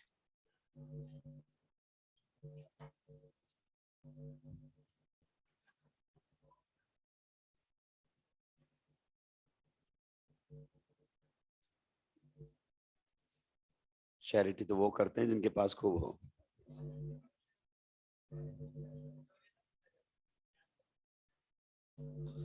प्यास पे कहां से निकल के आए हैं राक्षस। तुम खुद ही आए थे, एलन वाले तुम्हारे घर पे गए थे कि तुम चलो, तुम्हारे बिना क्लासरूम अधूरा रहेगा हमारा। चलिए प्लीज चलिए। आप फोन किए थे कि आइए आप, आपके बिना अधूरापन है। लॉकडाउन के बाद बच्चे नहीं आ रहे, आप सब आइए। बच्चों की बाढ़ आई हुई है। क्लास छूटती है गाड़ी को, वहां से आने में 10 मिनट लग जाते हैं, और टसन में और चलते रहते हैं कि कोई मास्टर आज मेरे ऊपर चढ़ा ही दे, क्लास जाने से बच जाऊं मैं। और मास्टर अगर सुलटाएगा तो कम से कम लेके भी जाएगा कि एलन का बच्चा जानबूझ के गाड़ी के आगे आएंगे, हॉर्न बजने लोग दूर भगते हैं, ये अंदर की तरफ आते हैं रायते के नशे में झूमते हुए ऐसे। बहुत सावधान रह के चलना पड़ता है। बताइए पहले क्वेश्चन के बारे में क्या ख्यालात है? देखिए जीरो लेवल से यहाँ पर 3 हाइड्रोजन है। अगर किसी एटम पर 2 एटम या ग्रुप भी सेम आ जाते हैं वो कायरलिटी सेंटर नहीं हो सकता। यहाँ पर कितने हाइड्रोजन है भाई लोगों? 2। यहाँ पर भी 2 हाइड्रोजन, 2 हाइड्रोजन, 2 हाइड्रोजन। यहाँ पर ये 2 मिथाइल आ गए एक जैसे, आ गए कि नहीं आ गए? एक जैसे 2 आ गए तो वो कायरलिटी सेंटर नहीं बन सकता। क्लियर? तो इसमें कोई कायरलिटी सेंटर नहीं है। नेक्स्ट क्वेश्चन में बताइए कितने कायरलिटी सेंटर्स हैं? देखिए सभी पे कितने हाइड्रोजन लगे हुए हैं? 2। अगर 2 एटम या ग्रुप भी सेम आ गए तो वो कायरलिटी सेंटर नहीं हो सकता। हम इन बेसिक क्वेश्चंस पर तो पढ़ते नहीं है, और हमें चाहिए सूडो कायरलिटी सेंटर। क्या चाहिए? सूडो। पूछता भी नहीं जिसको नीट कभी। तो जीरो कायरलिटी सेंटर। नेक्स्ट के बारे में क्या ख्यालात है? कितने कायरलिटी सेंटर है नेक्स्ट के अंदर? 0। देखिए क्या इस पर खोपड़ा खराब करना चाहिए? नहीं। जब आपके कॉन्सेप्ट स्ट्रांग होंगे ना, स्पीड ऑटोमेटिक बढ़ जाएगी कि हमें किस पर चेक करना होता है। बस यहां पर कोई खोपड़ा खराब कर रहा है, वो दिमाग से क्या है? पैदल। उसने नरेगा का फॉर्म भरा हुआ है, वहीं पर ही होती है फालतू की मेहनत। सुबह वाली मॉर्निंग वाले शिफ्ट से गड्ढा खुदवाएंगे, सामने वाली शिफ्ट से क्या करवाएंगे? गड्ढा भरवाएंगे। फिर सुबह वालों को बोलेंगे दोबारा खोदो, क्योंकि पैसे देने कुछ तो काम करवाना ही पड़ेगा, तो फालतू की मेहनत नहीं करनी हमें। ये वाले जो मैंने आपको डार्क करके दिखाए इनमें से कोई कायरलिटी सेंटर नहीं हो सकता। चलिए तो बताइए इसके बारे में क्या ख्यालात है। सर इस पर एक एच है और एक फ्लोरीन है, दो अलग है, दो नहीं चारों अलग होने चाहिए, लेकिन सर दो तो मेरे को दिख नहीं रहे। अबे दो वैलेंसी यानी कि दो बॉन्ड रिंग बना रहे, तो सर रिंग में कैसे एनालाइज करते हैं, जैसे पहले करते थे। बता इधर क्या जाएगा तो क्या मिलेगा CS2, इधर क्या मिलेगा CS2। बताइए दोनों सेम है कि अलग, सेम। आगे बढ़, यहां पर गए तो क्या मिलेगा CS2, यहां गए तो भी क्या मिलेगा CS2। बता दोनों सेम है कि अलग, सेम। आगे बढ़, सर ये तो देखो इधर और इधर दोनों वैलेंसी में आ गया, क्या है कॉमन पॉइंट। कॉमन पॉइंट से पहले पहले रिंग की दोनों वैलेंसी में डिफरेंस आना चाहिए, कॉमन पॉइंट से पहले डिफरेंस आना चाहिए। आप इसको समझने के लिए मेरी बातों को सुनना, माइंड माई लैंग्वेज, केवल किसके लिए, समझने के लिए। आप इसको ऐसे मान सकते हैं, अगर आपको पल्ले नहीं पड़ रहा है तो। यहां पर कौन लगा हुआ है हमारे सामने, ये लगा हुआ है फ्लोरीन, और यहां पर कौन लगा हुआ हमारे सामने, आयोडीन। इसी प्रकार से ये इस वैलेंसी का भी हिस्सा रहेंगे, किस वैलेंसी का, इस वैलेंसी का भी हिस्सा रहेंगे। फ्लोरीन और कौन रहेगा, सॉरी क्लोरीन और कौन रहेगा, आयोडीन। ये हमारे सामने इस वैलेंसी का भी हिस्सा रहेंगे। अब बताइए दोनों ग्रुप सेम है कि अलग अलग, सेम। तो कॉमन पॉइंट से पहले हमें अलग मिल जाना चाहिए, तो या तो सर कायरलिटी सेंटर नहीं हुआ। बताइए इसके बारे में क्या ख्याल आता है। ये दोनों क्या है, अलग, इधर गए सेम, आगे गए सेम, और आगे गए कॉमन पॉइंट, तो इसमें कोई कायरलिटी सेंटर नहीं है। नेक्स्ट के अंदर कितने कायरलिटी सेंटर हैं, कितने कायरलिटी सेंटर है, 3। Yes this is the correct answer. यहां पर अगर अपन बात करें क्या ये कायरलिटी सेंटर है, यस। देखिए यहां पर एक हाइड्रोजन है, एक मिथाइल है, मिथाइल कायरलिटी सेंटर हो नहीं सकता, 3 हाइड्रोजन लेके बैठा है, क्लियर। तो यहां पर अगर अपन बात करना चाहें, यहां गए CS2, वहां गए C, और उसके ऊपर लगा हुआ है फ्लोरीन और आयोडीन, दोनों अलग हो गए, कायरलिटी सेंटर हो गए, चारों अलग हो गए। देखो अगर मैं इसको हटा दूं रिंग से, ध्यान से सुनो, अगर मैं इसको रिंग से हटा दूं तो क्या ये यहीं पर अलग अलग दिखाई दे रहे हैं, गौर से देखिए, हो गया कायरलिटी सेंटर। भाई क्या परेशान हो रहा है, तो ये हमारे सामने है कायरलिटी सेंटर। अब बात करते हैं इसके बारे में, बताइए इसके बारे में क्या ख्याल आता है। सर इसमें दो तो अलग है, दो नहीं चारों अलग होने चाहिए, ठीक है। फिर यहां जाएंगे तो क्या मिलेगा CS2, यहां जाएंगे तो भी क्या मिलेगा CS2, सेम मिला कि अलग, सेम। आगे बढ़िए, यहां गए तो CS2 और यहां पर गए तो CH और क्या लगा हुआ है, मिथाइल। जरा सोच, अगर मैं इन दोनों बॉन्ड को हटा दूं तो क्या यहां पर ये अलग हो चुके हैं, गौर से देख, यस दोनों वैलेंसी क्या हो चुकी हैं, अलग। इसका मतलब ये कायरलिटी सेंटर है, ये भी कायरलिटी सेंटर है, और सिमिलरली आपको ये भी कायरलिटी सेंटर मिलेगा। तो कितने कायरलिटी सेंटर आ गए हमारे सामने, 3। मैंने बिल्कुल बेसिक से बताया है, किससे बताया है, बेसिक से। बाकी तो चित्रकला की प्रैक्टिस है, मेन तो यही होते हैं। नेक्स्ट के बारे में बताइए क्या ख्याल आता है। देखिए सबसे पहले जो इस पर खोपड़ा खराब कर रहा है, इस पर खोपड़ा खराब कर रहा है, इस पर खोपड़ा खराब कर रहा है, इस पर कर रहा है, इस पर, और अगर अपन बात करना चाहें इस कार्बन पर या इस कार्बन पर, वो है दिमाग से पैदल, क्लियर। इन पर तो खोपड़ा खराब करने की जरूरत ही नहीं है, क्यों, क्योंकि इन पर सब पर दो दो हाइड्रोजन है, उस पर 3 हाइड्रोजन है। इसकी हाइब्रिडाइजेशन sp2 है, sp2 वाला हो नहीं सकता, ऑक्सीजन हो नहीं पाएगा, दो दो लोन पेयर लेकर बैठा है। इस पर भी क्या है, दो दो लोन पेयर अवेलेबल है। आगे बात समझ में, ऊपर से ये sp2 भी निकलेंगे, क्लियर। चलिए तो बहुत ही कम बचे हैं, क्या ये ऑक्सीजन हो सकता है, नहीं हो सकता, दो लोन पेयर है, दो सेम आते ही कायरलिटी सेंटर हो ही नहीं सकता। तो पहले हम रिस्क लेते हैं इसके ऊपर। बताइए यहां पर कौन है, HOH CH3, और यहां जाओगे तो अलग, यहीं पर 4 ग्रुप क्या हो गए, अलग, इट्स ए कायरलिटी सेंटर। ऊपर से बताइए इसके बारे में क्या ख्याल आता है, ये भी कायरलिटी सेंटर। ये वाले तो बच्चे को बहुत आसानी से समझ में आते हैं, ये कायरलिटी सेंटर अब आपको समझाना है, ये वाला कायरलिटी सेंटर है, ये आपको समझाना है। देखिए कैसे समझाओगे, 1 मिनट सर। ये ग्रुप पूरा अलग है, ये कौन है, हाइड्रोजन, यहां पर लगा हुआ है CH, उसके ऊपर है OH और पीछे CH3, ओके। यहां पर जाओगे तो क्या मिलेगा, CH2, यहां पर भी जाओगे तो क्या मिलेगा, CH2, सेम है कि अलग, सेम। आगे बढ़ो, तो यहां पर गए तो हमारे सामने क्या मिलेगा, CH, यहां पर भी जाएंगे तो क्या मिलेगा, CH, लेकिन उस पर आगे देखो CH ऊपर लगा हुआ ये पूरा ग्रुप, उस पर ऐसा ग्रुप है क्या, नहीं है, डिफरेंट हो गए यहीं पर, clear. It means it is a chirality centre. Next अगर अपन बात करना चाहें, ये पहले मैंने लगा दिया था, हटा देता हूं। चलिए नेक्स्ट, ये भी एक कायरलिटी सेंटर है, समझाएं, ये भी एक कायरलिटी सेंटर है, समझाएं। देखो सर यहाँ पर अगर अपन बात करें तो यहाँ पर एक क्या है, हाइड्रोजन, और एक ये पूरा ग्रुप, दोनों अलग है, दोनों चारों अलग होने चाहिए, ठीक है सर कोई दिक्कत नहीं। यहाँ पर गए CH2, वहां पर गए CH, अलग, वही अलग हो गए। इस कार्बन पर 2 हाइड्रोजन, उस कार्बन पर 1 hydrogen, it's a chirality centre. दो कोडी की चीजें होते हैं अगर आप सही तरीके से समझोगे तो। नेक्स्ट में अगर अपन बात करें, ये भी कायरलिटी सेंटर है, समझाओ जरा, ये भी एक कायरलिटी सेंटर है, समझाओ जरा। देखिए यहाँ पर एक तो क्या है, हाइड्रोजन, दूसरा कोई हाइड्रोजन नहीं है। यहां पर गए तो कौन आएगा, CH, यहां पर जाएंगे तो भी कौन आएगा, CH, लेकिन उस पर लगा हुआ है CHBr और ये CH3। इधर ऐसा है क्या, नहीं। इधर जाएंगे तो कौन मिलेगा, CH, उस पर COOH लगा हुआ है। यदि अगर अपन ये सारी बातें, देखो यहां से मैं इसको एक बार हटा दूं, यहां पर अगर अपन बात करना चाहें इसको पूरे को हटा दूं, बताओ ये सारे ग्रुप अभी सेम रह गए कि अलग हो गए। ये ग्रुप देखो पूरा क्या है, अलग, ये वाला पूरा ग्रुप क्या है, अलग, और ये वाला पूरा ग्रुप क्या है, अलग। इट मीन्स ये चारों ग्रुप कैसे हैं, डिफरेंट। इट मीन्स हम ये कह सकते हैं कि ये क्या बन चुका है, कायरलिटी सेंटर। एग्जैक्टली ऐसे ही ये भी कायरलिटी सेंटर निकलेगा और ये भी निकलेगा, है कि नहीं है, दैट्स ऑल। तो टोटल कितने कायरलिटी सेंटर निकल कर आ गए हैं, 7। वो आप जाने, आपका काम जाने, इसके अलावा खोपड़ा खराब नहीं करना है। इस टाइप के क्वेश्चंस नीट पूछता है। सूडो का केस मैं करवाऊंगा जब करवाऊंगा, लेकिन नीट उस पर बात नहीं करता है। क्लियर, चलिए नेक्स्ट अब हमारे सामने आएंगे कुछ बेसिक छोटी छोटी टर्म्स। हेडिंग लगाएंगे एनेंशियोमर्स, हेडिंग लगा देंगे एनेंशियोमर्स।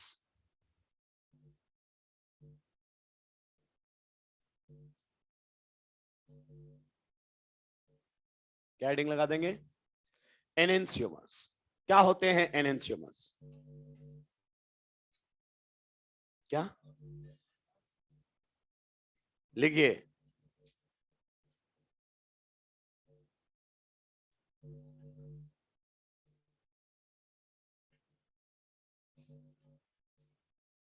लिखिए एनेंशियोमर की डेफिनेशन।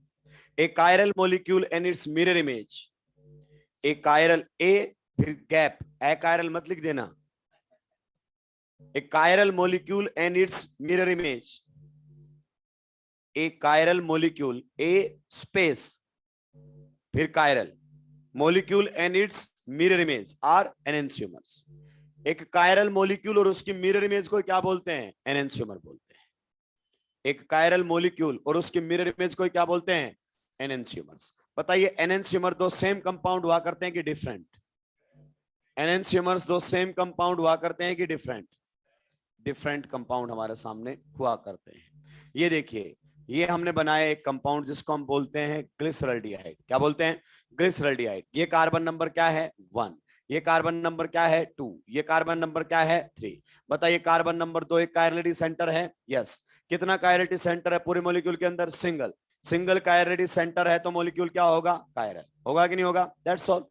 अगर मैं इसकी मिरर इमेज ले लेता हूं तो आप बताइए कायरल मॉलिक्यूल की मिरर इमेज सुपर इंपोजेबल या नॉन सुपर इंपोजेबल, कायरल मॉलिक्यूल की मिरर इमेज सुपर इंपोजेबल या नॉन सुपर इंपोजेबल, नॉन सुपर नहीं होगी, दैट्स इट।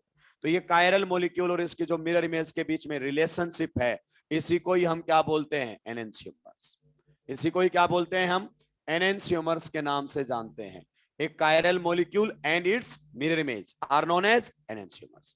तो यहां पर अगर अपन बात करना चाहें, सबसे पहले बता सकते हैं ये कैसे हैं, ये हमारे सामने है non superimposable mirror image. कैसे हैं, non superimposable mirror image. और ये पहली बार नहीं पढ़ रहे हम, पहले से जानते हैं, non superimposable mirror image. और क्या बोल सकते हैं इसी को ही, non identical mirror image, non identical mirror image. Non identical का मतलब आपको समझ में आ गया है, ये दोनों सेम नहीं है।